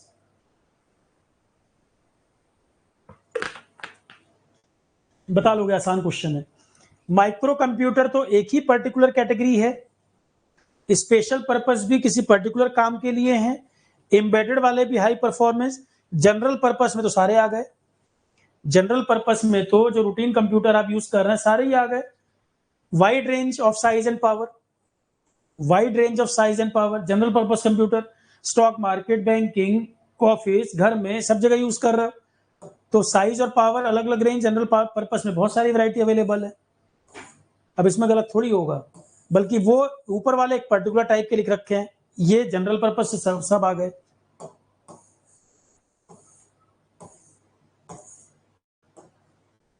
ऑयल फील्ड बिल, भारत ने जो अभी एक कानून, अभी एक बिल जो पेश हुआ, राज्यसभा ने इसको पास कर दिया, लोकसभा ने भी पास कर दिया। अभी राष्ट्रपति जब सहमति दे देंगे तब ये कानून बन जाएगा। इस बिल को राज्यसभा ने पास कर दिया 24 में, लोकसभा ने अभी 25 में पास किया है। जब ये पेपर हुआ है उस समय राज्यसभा ने अप्रूवल दिया था, अब लोकसभा ने भी पास कर दिया, राष्ट्रपति का अप्रूवल मिल जाएगा तो कानून बन जाएगा। ये अभी मार्च में ही लोकसभा ने अप्रूवल दिया है इसको, तो राष्ट्रपति अप्रूवल दे देंगे तो कानून बन जाएगा। मुझे एक बात बताओ, ऑयल फील्ड के बारे में जो ये कानून बन रहा है, सबसे इंपॉर्टेंट बात क्या होगी? ऑयल का इशू मैंने आपको 50 बार पढ़ाया हुआ है। सबसे बड़ी समस्या हमारे लिए ऑयल की क्या है? ध्यान से देखना, और गलती भी कर रखी है, क्वेश्चन में पूछा है इन्होंने और गलती भी कर रखी है। अच्छा, भारत की ऊर्जा सुरक्षा में कमी लाना इसका कारण है। एनर्जी सिक्योरिटी भारत की कम हो जाएगी इससे। एनर्जी सिक्योरिटी बढ़ाने के लिए काम करोगे कि घटाने के लिए काम करोगे यार? एनर्जी सिक्योरिटी बढ़ना चाहिए, तो ये तो हो नहीं सकता, उल्टा लिखा है। हमारा इंपोर्ट और बढ़ जाए, बाहर से ऑयल और खरीदने लगे हम, ये हमारा टारगेट होगा क्या, ताकि इकोनॉमी डूब जाए? पहले ही हमारे पे काफी बर्डन रहता है इंपोर्ट का। सबसे ज्यादा इंपोर्ट हम करते हैं petroleum product. GK current affair का पहले दूसरे लेक्चर ही, जहां पे मैंने जनरल सिंबल्स बताए हुए हैं, नेशनल सिंबल्स के बाद पहला ही टॉपिक है ऑयल का। सबसे ज्यादा इंपोर्ट हम करते हैं ऑयल। तो हम ये तरीके निकाल रहे हैं कि कैसे भारत का ऑयल इंपोर्ट कम हो, अल्टरनेट फ्यूल को बढ़ाया जाए, अपने यहाँ एक्सप्लोरेशन और किया जाए, टेक्नोलॉजी का इस्तेमाल किया जाए, जिससे हमारा इंपोर्ट घटे। तो इंपोर्ट को बढ़ाना तो नहीं हो सकता भाई, इकोनॉमी को डुबाना है क्या इंपोर्ट को बढ़ा के? तो पेट्रोलियम प्रोडक्ट पे इंपोर्ट कैसे हम घटा पाएंगे? जब हम अल्टरनेट फ्यूल को इस्तेमाल करें, ग्रीन हाइड्रोजन, इलेक्ट्रिक व्हीकल्स, उसके अलावा सोलर, इन सब चीजों का इस्तेमाल करें एनर्जी के रूप में, और अपने यहाँ नए नए फील्ड खोजे जाएं, ऑयल एक्सप्लोरेशन वगैरह और किया जाए। तो इंपोर्ट घटाना एक बात तो है, डोमेस्टिक प्रोडक्शन को बढ़ाना सबसे पहला उद्देश्य है। डोमेस्टिक प्रोडक्शन को बढ़ाना, डोमेस्टिक प्रोडक्शन बढ़ेगा तो हमारा इंपोर्ट भी कम होगा। अब इसमें दो ऑप्शन सही हैं, देखो बी और सी दोनों सही है, बनाने वाले ने ध्यान नहीं दिया।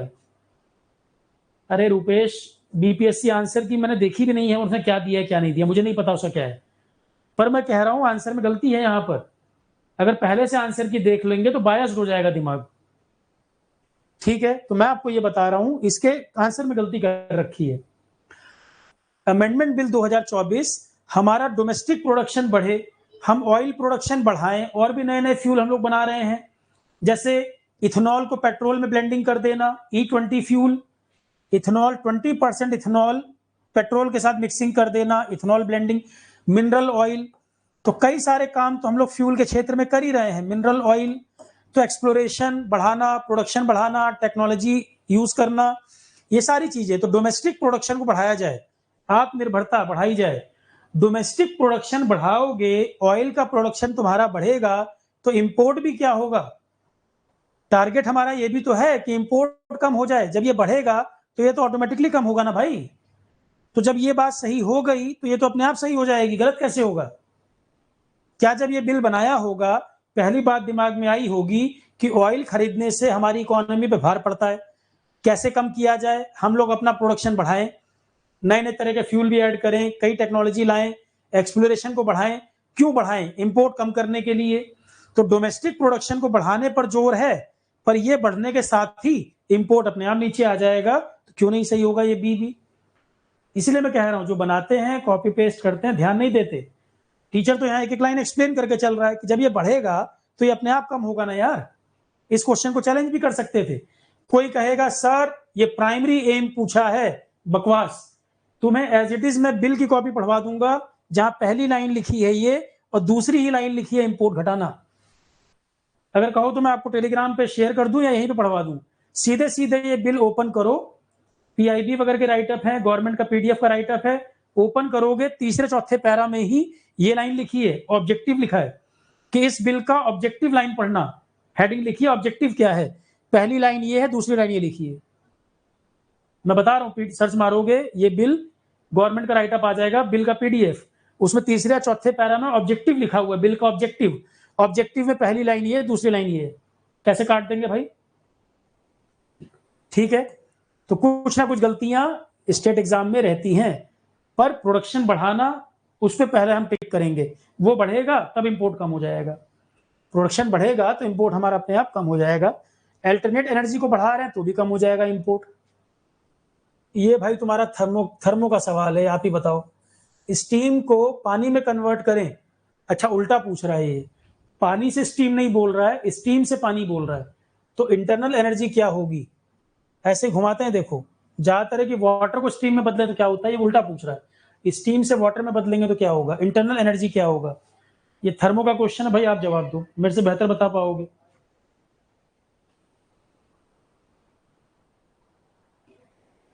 बेसिक क्वेश्चन ही है साइंस का, थर्मो क्या है, बेसिक साइंस ही है, बेसिक साइंस का ही क्वेश्चन है। अगर उल्टा होता, वाटर से स्टीम तो बढ़ना चाहिए था, है ना?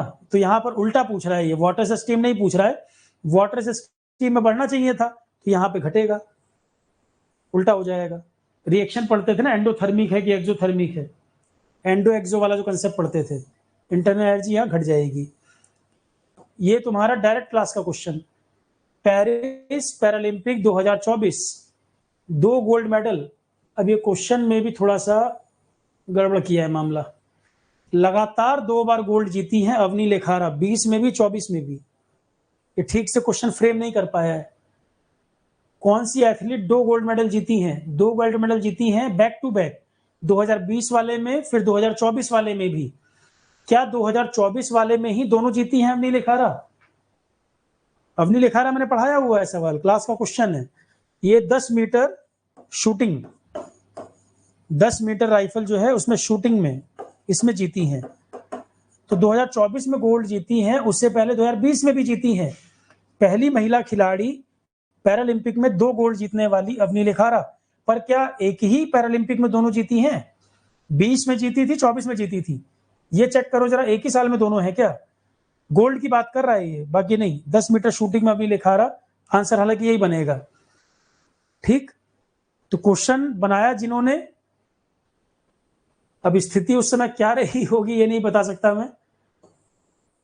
अब क्योंकि देखो लिमिटेड, सीधे सीधे दिख रहा है कि कॉपी पेस्ट आपने किया है, लिमिटेड नॉलेज है। जो बना रहा है वो ये देख नहीं रहा कि जो पूछ रहा है क्वेश्चन में एम्बिग्यूटी है, क्लैरिटी नहीं है, क्योंकि कहीं से किसी साइड से उठाया, उसने, उसको भी इतनी समझ थी, उसने एक साथ लिख दिया। क्योंकि न्यूज़पेपर में ये आया कि अवनी लेखारा 2 गोल्ड जीतने वाली पहली महिला खिलाड़ी बन गई, पर उसने ये नहीं ध्यान दिया कि भाई 20 वाला पैरालंपिक अलग, 24 वाला अलग, किया एक ही पैरालंपिक में है, ये मैच होना चाहिए था। जैसे ऊपर बिल वाले में ध्यान नहीं दिया है। ठीक,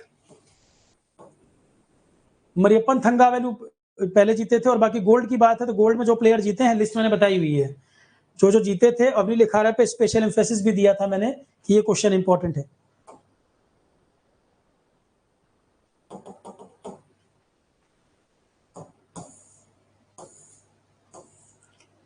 अकॉर्डिंग टू लुइस कंसेप्ट, देखो आ गया केमिस्ट्री का क्वेश्चन, लुइस कंसेप्ट, और बेसिक क्वेश्चन है, 11 12 का कोर केमिस्ट्री नहीं पूछ रहा है, ऊपर ऊपर पूछा है।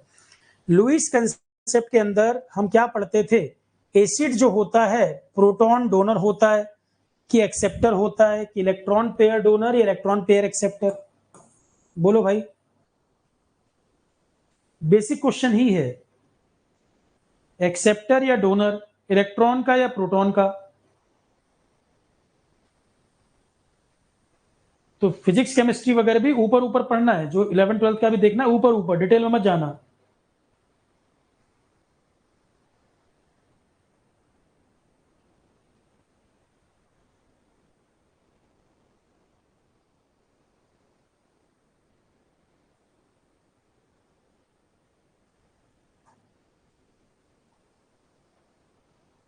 प्रोटॉन या इलेक्ट्रॉन?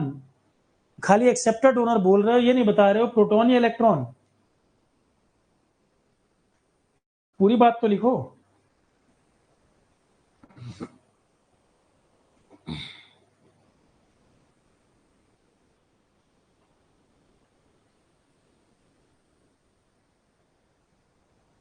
इलेक्ट्रॉन प्रोटॉन नहीं बोल रहे हो, घुमा रहे हो बात में।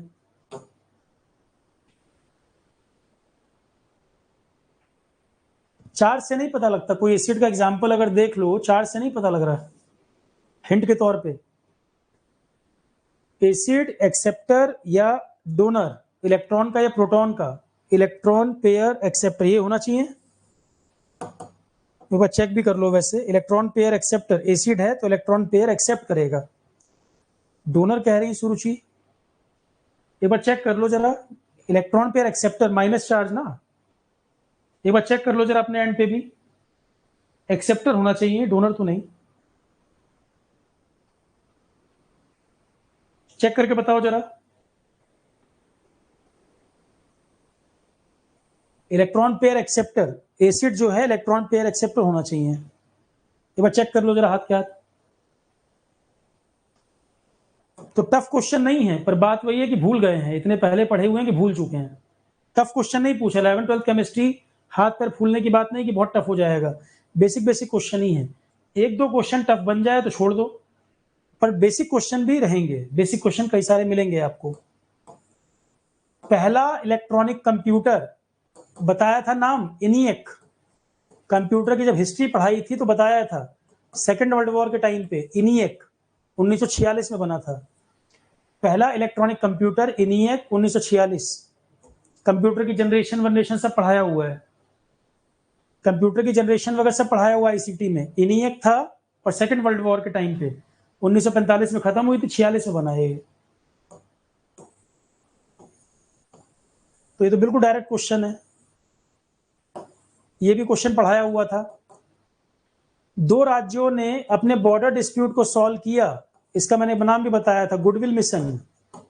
गुडविल मिशन के तहत दो राज्यों ने अपने बॉर्डर डिस्प्यूट को सेटल कर लिया, पढ़ाया हुआ क्वेश्चन है, 2024 वाले में कराया हुआ क्वेश्चन है। गुडविल मिशन के तहत भारत के दो राज्यों ने अपने बॉर्डर डिस्प्यूट को रिजॉल्व किया है, मिजोरम असम। मिजोरम असम जो डिस्टर्बेंस चल रही थी यहां पर, लगातार न्यूज में था, क्लास का क्वेश्चन है ये। 42वां अमेंडमेंट मिनी कॉन्स्टिट्यूशन बोलते थे, बहुत सारे बदलाव हुए थे इसके तहत, इसका ईयर बता दो। ये वही पैर से टिक करने वाला सवाल है ये भी। 42वां अमेंडमेंट संविधान के संविधान में किस साल में हुआ था? बहुत सारे संशोधन किए गए थे 42 नंबर में। इसका ईयर था 1976, इंदिरा गांधी गवर्नमेंट थी तब। और इसके 2 साल बाद 44th अमेंडमेंट, इंदिरा गांधी की सरकार चली गई थी तब 44वां संशोधन हुआ था, फिर कई सारे बदलाव किए गए थे। मोरारजी देसाई की जब गवर्नमेंट थी वो 1978 था। 42वां अमेंडमेंट है 1976 का, और 44th अमेंडमेंट जब इंदिरा गांधी सरकार चली गई, इमरजेंसी वगैरह का समय इंदिरा गांधी के समय में देखा गया था, कई सारे बदलाव संविधान में किए गए थे। तो जब मोरारजी देसाई की गवर्नमेंट आई इंदिरा गांधी के बाद, तो 1978 वाले में फिर से कई सारे अमेंडमेंट किए गए, 44 नंबर, कई सारी चीजों को फिर से बदला गया था। ये तो कर लोगे, बहुत बार बताया हुआ पॉलिटी में, शायद ही कोई हो जो ना कर पाए इसको। 50 बार ये अमेंडमेंट यूज होता है पॉलिटी के अंदर, सभी का ठीक होगा ये। और देखें, हाँ ये बताना जरा, force per unit charge, charge को इनफाइनाइट से पकड़ के ला रहे हैं फोर्स के साथ, कुछ डिफाइन करते थे डेफिनेशन, ऐसा ही कुछ पढ़ते थे। चार्ज को इनफाइनाइट से खींच कर ला रहे हैं कहीं पर, किसी पॉइंट तक फोर्स लग रहा है, डेफिनेशन किसका था ये? करंट तो ये नहीं होता ना, करंट तो rate of flow of charge से पढ़ते हो, करंट की डेफिनेशन तो rate of flow of charge से पढ़ते हो आप, ठीक। इलेक्ट्रिक पोटेंशियल भी ये नहीं है, करंट और पोटेंशियल तो मैंने डिफाइन भी किए हुए हैं, फिजिक्स केमिस्ट्री में लास्ट क्लास में बताया हुआ है। इलेक्ट्रिक फील्ड है ये, इलेक्ट्रिक फील्ड। अरे पोटेंशियल की डेफिनेशन ये कहां से होती है यार, कुछ भी बता रहे हो। इलेक्ट्रिक पोटेंशियल नहीं भाई, फील्ड की डेफिनेशन है। Force per unit charge, electric field पढ़ते हो। अब देखो सुमन सौरभ, सुमन सौरभ का ठीक है, रुपेश का आंसर गलत है। इलेक्ट्रिक फील्ड में पढ़ते हो ये। सेमी कंडक्टर मिशन, जरा बताना किस मंत्रालय के अंतर्गत आएगा ये? 1 करोड़ बार पढ़ा रखा है। सेमी कंडक्टर, इस तरह की जुड़ी हुई चीजें, डिजिटल, ये सब किसके अंतर्गत आता है? कौन सा मंत्रालय डील करता है? 1 करोड़ से कम बार नहीं पढ़ा रखा है ये। सेमीकंडक्टर मिशन, डिजिटल मिशन, ये सब किस मंत्रालय का पार्ट है? सेमीकॉन, कई बार यूज किए हैं सब word, Semicon India, Semicon, digital India, DigiLocker, ये सब semiconductor. Yes, very good, MeitY, ministry of electronics and IT के अंतर्गत। क्यों गलत करोगे भाई, इसको बताना जरा। ये तो 1 करोड़ों बार पढ़ चुके हो ये, अब इसमें गलती का मतलब नहीं है कुछ जो लोग जो पहली बार लेक्चर देख रहे होंगे उनको लग रहा अरे सर ने ये सब पढ़ाया हुआ है, क्लास कर लेना फिर बताना, क्योंकि तुरंत कमेंट चिपकाएंगे कि सब सर कह रहे हैं कि मेरी क्लास से आया है, सारे लोग यही कहते हैं कि मेरी क्लास से आया जो हमने पढ़ा है। पहले क्लास कर लेना फिर बताना ये बात, पुराने वालों को समझ आ रहा होगा। न्यूट्रॉन वॉज डिस्कवर्ड बाई, टिक करो भाई न्यूट्रॉन, और जरा इलेक्ट्रॉन प्रोटॉन भी बता दो फिर। जब न्यूट्रॉन की बात कर रहे हैं तो इलेक्ट्रॉन प्रोटॉन भी बता दो, किसने खोजा था? बोलो जल्दी आंसर। न्यूट्रॉन पूछा है Chadwick, neutron Chadwick, electron J Thomson, है ना, जे थॉमसन। प्रोटॉन के लिए जो कैनाल रे एक्सपेरिमेंट एक बार हुआ था पहले, कैनाल रे एक्सपेरिमेंट जो हुआ था वो तो किया था गोल्डस्टीन ने, कैनाल रे एक्सपेरिमेंट गोल्डस्टीन का था, पर प्रोटॉन नाम नहीं दिया था उसको, ऐसी कुछ चीज मिली थी एक्सपेरिमेंट में, ऐसा कुछ देखा गया था, पर सही मायने में खोज क्वेश्चन आए तो आप लिखोगे अर्नस्ट रदरफोर्ड। रदरफोर्ड, प्रोटॉन भी खोजा था इसने और न्यूक्लियस भी खोजा था इसने। इसका था alpha particle scattering experiment, alpha particle scattering experiment Rutherford ने किया था गोल्ड फॉइल पर, scattering experiment on gold foil. तो इलेक्ट्रॉन जे थॉमसन ने खोजा, न्यूक्लियस और प्रोटॉन रदरफोर्ड ने खोजा, न्यूट्रॉन ने चैडविक ने खोजा। रदरफोर्ड ने क्या किया था, गोल्ड की बहुत पतली शीट ली, उस पर अल्फा पार्टिकल डाले, कुछ पार्टिकल पार निकल गए, मतलब एटम में बहुत जगह खाली थी, कुछ डिफ्लेक्ट होकर निकल गए, स्कैटर हुए, और कुछ 180 डिग्री पर रिबाउंड कर गए। तो इसने कहा कि इसका मतलब एटम के बीच में कोई बड़ी सी चीज है, न्यूक्लियस है, कहीं से रिपल्सन आया या कहीं अट्रैक्शन, तो प्रोटॉन वगैरह का पता लग रहा है। तो इसने ये बताया, मतलब प्रोटॉन की खोज, न्यूक्लियस की खोज, वो इसी को जाता है credit. Alpha particle scattering experiment detail में बता रखा है, ठीक, बहुत डिटेल में बता, फिजिक्स केमिस्ट्री में डिटेल में समझा रखा है, उसका डायग्राम सब बताया हुआ है। तो क्वेश्चन बनता है alpha particle scattering experiment gold foil पे किसने किया था? रदरफोर्ड ने। न्यूक्लियस किसने खोजा? रदरफोर्ड। प्रोटॉन रदरफोर्ड, ठीक। Neutron Chadwick, nucleus proton Rutherford, neutron Chadwick और electron Thomson. Canal ray experiment किसका था? गोल्डस्टीन का था।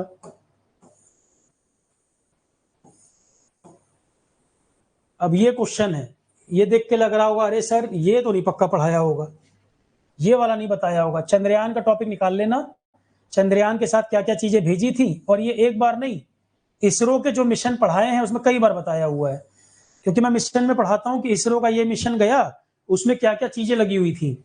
तो जो उसमें चीजें लगी रहती हैं एक फोटो खींचने के लिए, OHRC उसी का नाम है। पीडीएफ में या क्लास में देखोगे मैंने ये वर्ड यूज किया, ऑर्बिटर हाई रिजोल्यूशन कैमरा लगा था, उसी का शॉर्ट फॉर्म OHRC लिख दिया इसने। जो आप भेजते हैं स्पेस मिशन वगैरह में, तो जो कैमरा उसको OHRC बोलते हैं, ऑर्बिटर हाई रिजोल्यूशन कैमरा। पर क्लास में पढ़ाते पढ़ाते कई बार बोल गए, पीडीएफ में भी लिखा हुआ है, ठीक है, इन्होंने वही पूछ लिया कि भाई उस टूल का नाम बताइए, OHRC। तो मून के संदर्भ में orbiter high resolution camera, clear है, फोटो खींचने के लिए। क्लास में क्वेश्चन है, ये भी कराया हुआ है। इकोनॉमिक्स में अपॉर्चुनिटी कॉस्ट का कोई दूसरा नाम बताइए। अब इस तरह का जो क्वेश्चन है ये दिक्कत करते हैं, इस तरह का जो क्वेश्चन है इनमें परेशानी आती है।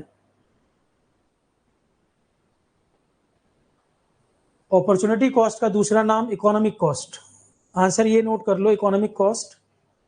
पर इस तरह क्वेश्चन अब पूरा इकोनॉमी पढ़ना पड़ जाएगा, वो दिक्कत है, मैं फिर कह रहा हूं, और जरूरत भी नहीं है, मत चक्कर में पढ़ो। रिएक्शन रेट कांस्टेंट को डिफाइन किया जाता है, rate of reaction when each reactant concentration is unity. अब ये याद रखना आसान नहीं है, कोर केमिस्ट्री का क्वेश्चन है, केमिकल काइनेटिक्स में पढ़ते थे शायद। कोर केमिस्ट्री क्वेश्चन, अब उस समय केमिस्ट्री बढ़िया रही हो तो अलग बात है, नहीं तो याद रखना कई लोगों को भूल चुका होगा ये ऐसा जनरल क्वेश्चन नहीं है न्यूटन के लॉ की तरह की याद रहे, ये भूल जाता है कई बार। Chemical kinetic rate of reaction, each reaction considered as unity. भाई पेपर होने के बाद गूगल सर्च करके निकाल लो अलग बात है, पर एग्जाम में ये याद आ जाए कि हमने 11th-12th में पढ़ा था और वहां से याद आ जाए, ये आसान नहीं है। ये ऐसा जनरल क्वेश्चन नहीं कि हमेशा चर्चा में आता हो या हमेशा आप रिवाइज करते रहते हो। न्यूटन लॉ है, थर्मोडाइनमिक्स लॉ है, वो बन जाते हैं क्योंकि लगातार चर्चा में चलते रहते हैं, पेपरों में आते रहते हैं। ये जनरल क्वेश्चन नहीं है। यूटिलिटी का example, utility software antivirus, utility का एग्जाम्पल तो एंटीवायरस भी है। यूटिलिटी सॉफ्टवेयर का उदाहरण दे दीजिए, एंटीवायरस यूटिलिटी नहीं है? एंटीवायरस भाई यूटिलिटी है कि नहीं? पहले तो इसी को टिक कर दोगे, antivirus.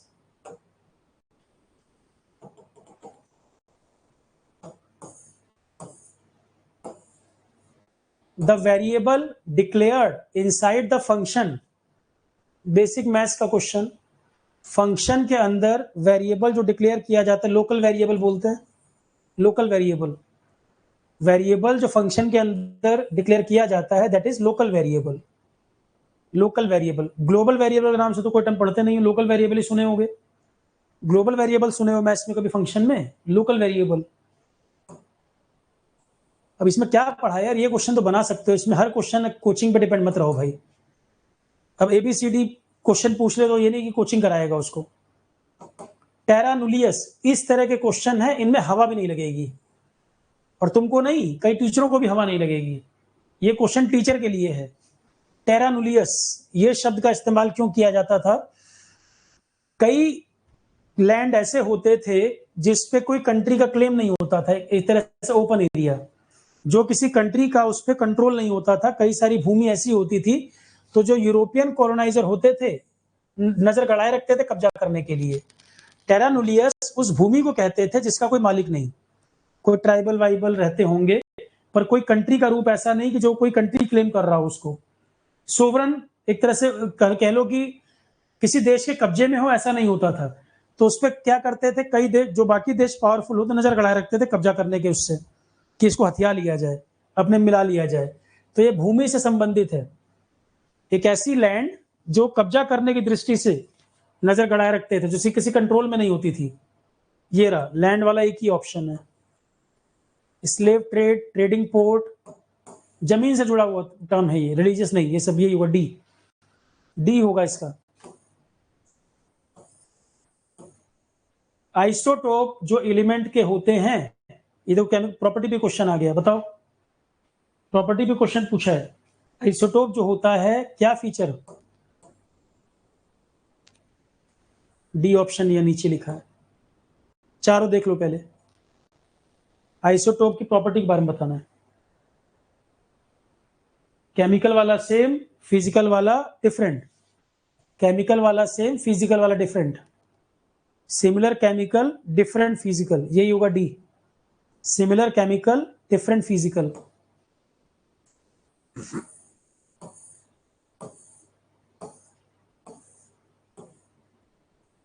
The volume occupied by a single gas in a mixture at the same temperature and pressure is referred to as the single gas volume. The volume occupied by a single gas in a mixture, किसी mixture में एक single gas जो volume occupy कर रही है same temperature pressure पर, उसे partial volume कहेंगे, partial volume. The volume occupied by single gas, किसी मिक्सचर में सिंगल गैस जो वॉल्यूम ऑक्युपाई कर रही है that is partial volume. Angular impulse का डायमेंशन बताइए, बताओ भैया, आप बताओ। एंगुलर इंपल्स का डायमेंशन क्या होता है? इंपल्स का फार्मूला जान रहे होगे। एंगुलर इंपल्स का डायमेंशन सॉल्व करना है, सॉल्व कर लो।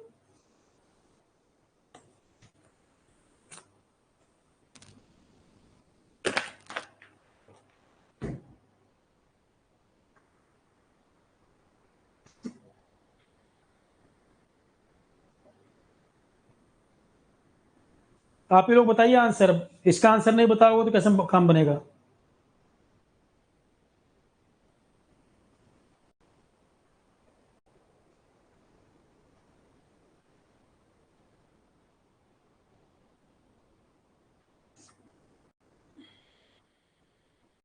बाकी लोग, नींद पूरी हो गई? अरे बाकी लोग भी आंसर करो यार, 2 ही 4 लोग खाली आंसर कर रहे हो। और भी लोग आंसर बताएं।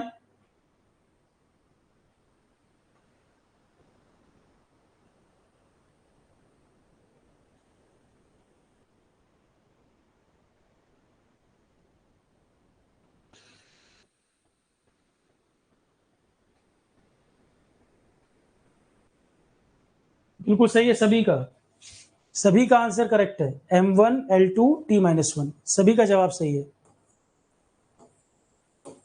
तो 2 4 पेपर जब लगा लोगे तो कॉन्फिडेंस अपने आप बढ़ेगा कि पेपर नासा से बन के नहीं आएगा भैया, अच्छे खासे क्वेश्चन होंगे जो कर लो, जितना जरूरत है उतना हो जाएगा। 1 करोड़ बार पढ़ाया हुआ क्वेश्चन, पार्लियामेंट्री एग्जीक्यूटिव का क्या मतलब होता है? इसमें क्वेश्चन भी करवा रखा है, थ्योरी में चिल्ला चिल्ला के पढ़ाया भी था पॉलिटी में। पार्लियामेंट्री एग्जीक्यूटिव क्या मतलब है? एग्जीक्यूटिव रिस्पॉन्सिबल होता है लेजिस्लेचर के लिए। पार्लियामेंट्री एग्जीक्यूटिव का मतलब है एग्जीक्यूटिव मतलब कार्यपालिका जो डिपेंडेंट है पार्लियामेंट के मेजोरिटी सपोर्ट पर। बिल्कुल ठीक, मेजोरिटी में चुने गए लोग ही लोकसभा में भी आते हैं, ये सब बताई थी कहानी। तो पार्लियामेंट्री एग्जीक्यूटिव का मतलब एग्जीक्यूटिव जो मेजोरिटी सपोर्ट पर डिपेंडेंट है पार्लियामेंट में, यही आंसर होगा। डायरेक्ट क्वेश्चन है क्लास का, पॉलिटी के अंदर डायरेक्ट क्वेश्चन है। The central economy in market research is solved by, market research में जो central economy in market research ये प्लानिंग अथॉरिटी इसके अंतर्गत आता है। Central economy in market research is solved by planning authority, मेरा पढ़ाया हुआ नहीं है ये, मेरा कराया क्वेश्चन नहीं है ये। हाँ ये बताओ भाई, ये बड़ा अच्छा सवाल है, और ये इतने साल में तो मैं नहीं भूला हूं, तुम भी नहीं भूले होगे। सिग्निफिकेंट फिगर क्या होते थे? नॉन जीरो टर्म आ रहे हैं कि दो नॉन जीरो के बीच में जीरो आ रहा है, किसको काउंट करेंगे किसको नहीं करेंगे, सिग्निफिकेंट फिगर निकालते थे। 6.02 इंटू 10⁻23 इसमें कितने सिग्निफिकेंट फिगर हैं? और एक और बता दो, 6.023 इंटू 10⁻23 इसमें कितने सिग्निफिकेंट फिगर हैं? सिग्निफिकेंट फिगर जो कैलकुलेशन करने में, एक्यूरेसी बताने में मेन रोल प्ले कर रहे हैं। सिग्निफिकेंट नंबर बोलो, जो एक्यूरेसी बताने में, नंबर बताने में इंपॉर्टेंट रोल प्ले कर रहे हैं। 2 क्वेश्चन आए हैं ऐसे, इसी के ऊपर 2 क्वेश्चन आए हुए हैं, एक आगे भी है। इसमें सिग्निफिकेंट फिगर कितने होंगे? 3 3, और इसमें निकालोगे 4, यहां पे सिग्निफिकेंट फिगर 4, इसमें 3। तो बहुत बेसिक क्वेश्चन जहां पे शुरू करते हो साइंस पढ़ना, ये सब भी आया हुआ है। ये क्वेश्चन गलत दिया है इन्होंने। सेंट्रल गवर्नमेंट ने 21 अगस्त 2024 में 156 या कितनी दवाएं बैन की हैं, फिक्स डोज कॉम्बिनेशन वाली, FDC बोलते हैं इनको। 156 के लगभग दवाएं बैन की हैं, फिक्स डोज कॉम्बिनेशन। उन दवाओं में भैया एंटीबायोटिक, अच्छा अब गलती क्यों नहीं है इस सवाल में? क्योंकि बाकियों में इसने ओनली वर्ड लिख दिया है, बाकी थोड़ा कर गया है। गलती इसलिए नहीं है इस सवाल में क्योंकि बाकियों में ओनली लिख दिया है। जो दवाएं बैन हुई हैं उसमें एंटीबायोटिक भी थी, मल्टीविटामिन भी है, पेन किलर भी हैं, पर इसने ओनली ओनली बाकी तीनों में लिख के चालाकी कर ली, और इससे आंसर बनाना भी आसान हो गया था। थोड़ा सा कॉमन सेंस लगाते कि जो दवाएं बैन हुई थी ओनली ओनली ओनली तीनों में लिख रहा है, और 156 के लगभग दवाएं बैन हुई हैं, उसमें ये भी है ये भी है ये भी है, पर ओनली लिखने के कारण ये तीनों बच गए, सी आंसर हो गया। तो इसलिए गलती नहीं है, इसलिए क्वेश्चन ठीक है, गलत नहीं है, ओनली वर्ड लिखने की वजह से बच गया।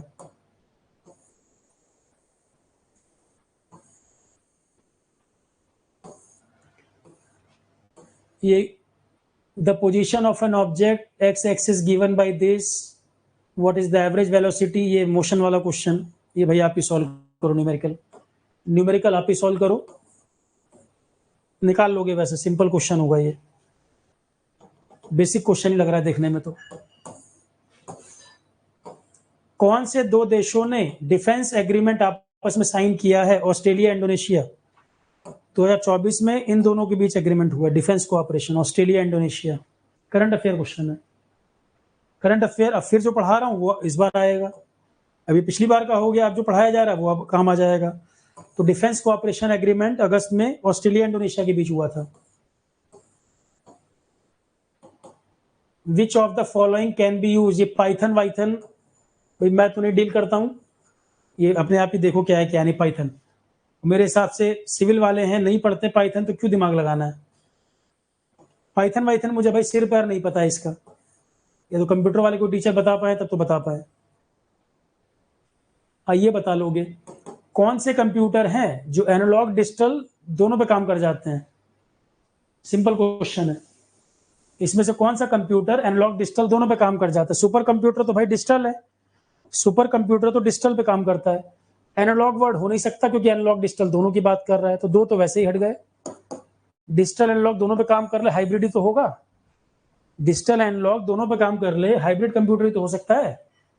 आसान क्वेश्चन है, जो बनने वाला है वही बता रहा हूं, जो नहीं बनेगा वही बता रहा हूं। अब देखो ये क्वेश्चन, जेई की तैयारी में ये रिएक्शन बहुत पढ़ने, मार्कोनी कोफ रूल पढ़ते थे, फ्रिडल क्राफ्ट रिएक्शन पढ़ते थे, ये सब क्वेश्चन बहुत आते थे।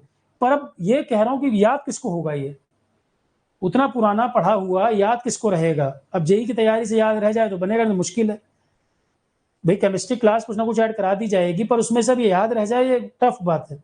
इतना वास्ट केमिस्ट्री है, कैसे पता कौन सा वाला आ जाएगा। फ्रेड क्राफ्ट में हालांकि आइसोप्रोपिल है, पर ऐसे क्वेश्चन बनाना मुश्किल काम है, क्योंकि ये वो चीज नहीं है कि लगातार आपको रिपीट होती रही हो इंजीनियरिंग में, या बार बार आप पढ़ते सुनते रहे हो। Friedel craft reaction, isopropyl, physics वाले क्वेश्चन फिर भी बन जाते हैं, केमिस्ट्री वाले थोड़ा सा टफ पड़ जाता है, क्योंकि बहुत ज्यादा टच में नहीं रहा जेई की तैयारी के बाद। जेई इंजीनियरिंग में भी एक सेमेस्टर पढ़े होगे। ये बताओ भाई, ये पढ़ाया हुआ है, ये पढ़ाया हुआ क्वेश्चन है कई कई बार। काइनेटिक एनर्जी पे क्या होगा इलेक्ट्रॉन जब लाइट, ये फोटो इलेक्ट्रिक इफेक्ट वाला क्वेश्चन है। मेटल सरफेस पर लाइट पड़ेगी, काइनेटिक एनर्जी वाला क्या इंपैक्ट होगा? मैंने बताया था फोटो इलेक्ट्रिक इफेक्ट वाले में, ये लाइट की फ्रीक्वेंसी के साथ वेरी करता है। फार्मूला पढ़ाया था ना, फार्मूला होता है इसका, काइनेटिक एनर्जी इक्वल टू क्या होता है, H new minus work function, ये था शायद। एक बार चेक कर लो भाई, जहां तक मुझे ध्यान है ये होता था H new minus five, five होता था वर्क फंक्शन, न्यू वाला में फ्रीक्वेंसी आ गया, तो फ्रीक्वेंसी पे डिपेंड तो करता ही है। और फिजिक्स केमिस्ट्री में ये फार्मूला तो क्या, मैंने आपको डायग्राम बता के समझाया था। कंजर्वेशन ऑफ एनर्जी पे डिपेंड करता है ये, photo electric effect conservation of energy पे काम करता है, और ये फार्मूला है इसका। ये डायग्राम भी दिखाया था, रुको,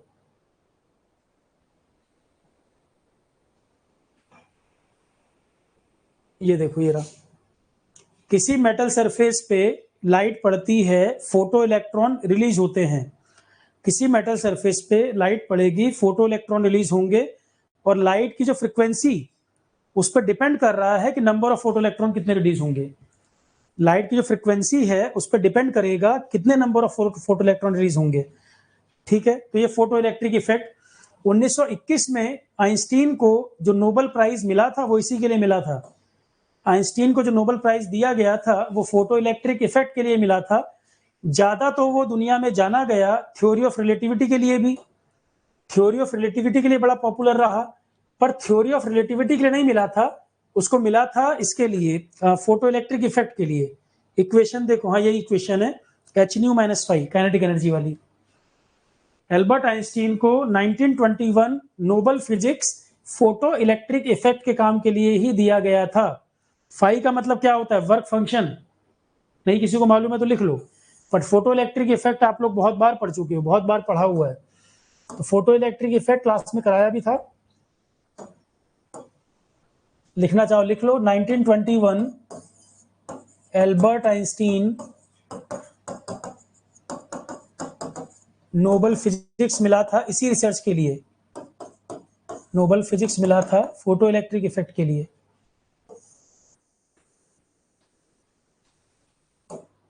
अब बीपीएससी एई के लिए क्वेश्चन कर रहे हो, पर ये तो किसी भी एग्जाम में काम आ जाएंगे। एसएससी जेई में पूछ देगा, किसी और एई जेई में पूछ देगा। क्या अब हम ये क्वेश्चन कर रहे हैं कि आरपीएससी एई में नहीं आ सकता? बिल्कुल आ सकता है। यूपी के मतलब का, एसएससी जेई का। भाई जो कॉमन क्वेश्चन है वो तो हर एग्जाम के लिए कॉमन है ना। तो अब ये थोड़ी कि सर बीपीएससी का है तो आरपीएससी पे करें कि नहीं करें। अरे क्वेश्चन तो क्वेश्चन है यार, कहीं भाई पूछ लेगा। मनिका बत्रा किस खेल से संबंधित हैं? पढ़ाया हुआ है, बैडमिंटन प्लेयर है। हाल फिलहाल में काफी चर्चा में रही Manika Batra, table tennis player है, पढ़ाया हुआ स्पोर्ट में, जीके में, स्पोर्ट सेक्शन में। Manika Batra table tennis. PM का जब अपॉइंटमेंट होता है, प्रेसिडेंट क्या सेलेक्ट करते हैं साथ में? पीएम का जब अपॉइंटमेंट होता है तो प्रेसिडेंट साथ में क्या सेलेक्ट करते हैं? बोलो भाई, बता लोगे? बस 2 बार जरा पढ़ लेना ऑप्शन, हड़बड़ी में टिक मत करना। एक ही कंडीशन है, 2 बार रीड करना है, ध्यान से तसल्ली से रीड करो। मैं बोल रहा हूं बार बार, हड़बड़ी में नहीं, तब आंसर कर पाओगे।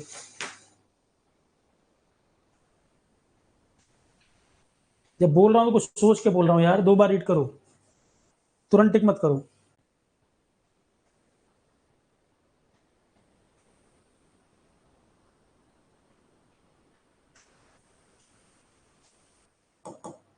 जब पीएम का अपॉइंटमेंट होता है, प्रेसिडेंट सेलेक्ट करते हैं सबसे बड़ी पार्टी का लीडर राज्यसभा में? नहीं, बकवास।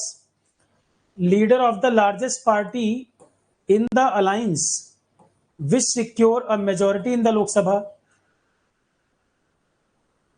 Leader of the largest party in the alliance, भाई मिलीजुली सरकार भी बन सकती है, कोई सिंगल बड़ी पार्टी भी हो सकती है।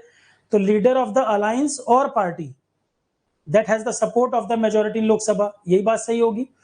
बिल्कुल ध्यान से इसने दोनों वर्ड लिखा है। अलायंस में भी हो सकता है और सिंगल पार्टी भी हो सकती है। अलायंस में भी हो सकती है जो पार्टी बनेगी मिलीजुली सरकार, या सबसे बड़ी पार्टी भी हो सकती है। तो अलायंस या पार्टी, दोनों में से कोई भी। तो अलायंस और पार्टी, ठीक। नहीं तो फिर आप लार्जेस्ट पार्टी लिखते, अलायंस और पार्टी। जरूरी थोड़ी अलायंस में ही हो। फोटो इलेक्ट्रिक इफेक्ट किस सिद्धांत पे काम करता है? Law of conservation of energy. इससे आसान क्वेश्चन दुनिया में नहीं मिल सकता। Law of conservation of energy पे काम करता है। पीएच जो है हाइड्रोक्लोरिक एसिड का 4, उसकी मोलरिटी बताओ। भैया इस तरह के सवाल जो है, अब केमिस्ट्री में टीचर करा के प्रैक्टिस भेजे तब तो बनेगा, नहीं तो नहीं बनेगा। मैं अगर रिकमेंड करता तो मैं कहता छोड़ दो, दिमागी मत लगाओ इस पे। मैं अगर रिकमेंड कर रहा होता कि ऑप्शन देख के नजर पड़ रही है थोड़ी बहुत तो ठीक, ऑप्शन देख के नहीं समझ आ रहा तो मत चक्कर में पड़ो। ऑप्शन देख के समझ आ रहा हो, थोड़ा बहुत फार्मूला कहीं कुछ याद हो तो ठीक है, पर क्योंकि बाकी सब में पीएच वैल्यू 4 के मुकाबले 4.4 ये लिख रहा है, ये नंबर सबसे अलग है। तुक्का लगाना हो तो इस पे लगाऊंगा अगर मुझे लगाना हो। निगेटिव मार्किंग है नहीं, 4 के बदले 4.04, ये बिल्कुल अलग जा रही है वैल्यू। तुक्का लगाना तो इस पे लगा देंगे। फार्मूला क्या है मुझे नहीं ध्यान, इतने साल में जरूरत भी नहीं पड़ी। अब केमिस्ट्री टीचर कराए तो ऐड करा दे। देखो, which of the following is the default mode for window to start. Window start जो होता है डिफॉल्ट मोड, नॉर्मल मोड कहते हैं इसको, नॉर्मल मोड। तो इस तरह के क्वेश्चन जब कंप्यूटर के क्वेश्चन लगाओगे ज्यादा से ज्यादा, वहां बहुत सारे कवर होंगे ऐसे जनरल क्वेश्चन। जैसे एक्सेल में कमांड क्या होती है, कोई टर्म कौन सा यूज होता है, पीडीएफ बनाने में कोई टर्म यूज हो जाए, तो ऐसे जनरल जो टर्म्स है ना ये वाले, ये प्रीवियस ईयर लगाओगे, अलग अलग पेपर जहां कंप्यूटर आते हैं, बहुत सारे कवर हो जाएगा आपका ये एरिया। केवल बीपीएससी नहीं, कंप्यूटर बहुत सारे एग्जाम में आता है। जितना ज्यादा लगाओगे उतना पक्का हो जाएगा ये, ठीक। तो पेपर लगाने का पर्पस मैंने बताया, एग्जाम का नेचर पता लगे, एग्जाम का नेचर पता लगे और मालूम चले क्वेश्चन का नेचर कैसा रहेगा। तो 24 वाला पेपर हो गया, अब एक आध दिन में 22 वाला करा दूंगा मैं। और भी पेपर टेलीग्राम पे भेज देना, और भी सॉल्व करवा देंगे, ज्यादा से ज्यादा सॉल्व करवा देंगे। तो बाकी क्लास जो थ्योरी में चल रहा है आपका करंट अफेयर क्लास कल होगा। मार्च अप्रैल मई सीरीज का लेक्चर नंबर 2, मार्च अप्रैल मई का डाटा लेक्चर नंबर 2 कल होगा। करंट अफेयर लेक्चर नंबर 1 कल हो गया था, ठीक है क्लास, थैंक यू। कोई और क्वेश्चन है किसी का, पूछना है तो पूछो, कोई और डिमांड है, कुछ पूछना है तो पूछ लो, कुछ बताना चाहें या पूछना चाहें। यूट्यूब वाले कमेंट सेक्शन में पूछ लेना।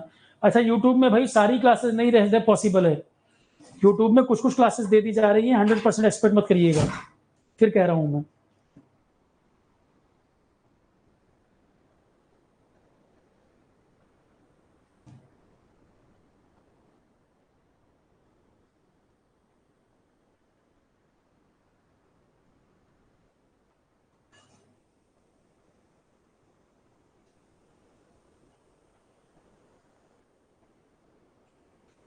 कंप्यूटर के लिए कहाँ से, मैंने कई सारे पेपर बोले हैं आशुतोष, ध्यान तो देते नहीं हो यार, बार बार रिपीट कराओगे वही चीज। अरे आरआरबी में कंप्यूटर आता है, बीपीएससी के पुराने जितने पेपर मिल जाए लगा लो, एसएससी के कुछ एग्जाम में आता है, इतने सारे पेपर उठा के लगा लो, कंप्यूटर जितना क्वेश्चन लगा पाओ, बहुत सारे पेपरों में आता है ये। ठीक है चलो क्लास इतना ही रखते हैं आज, थैंक यू ऑल ऑफ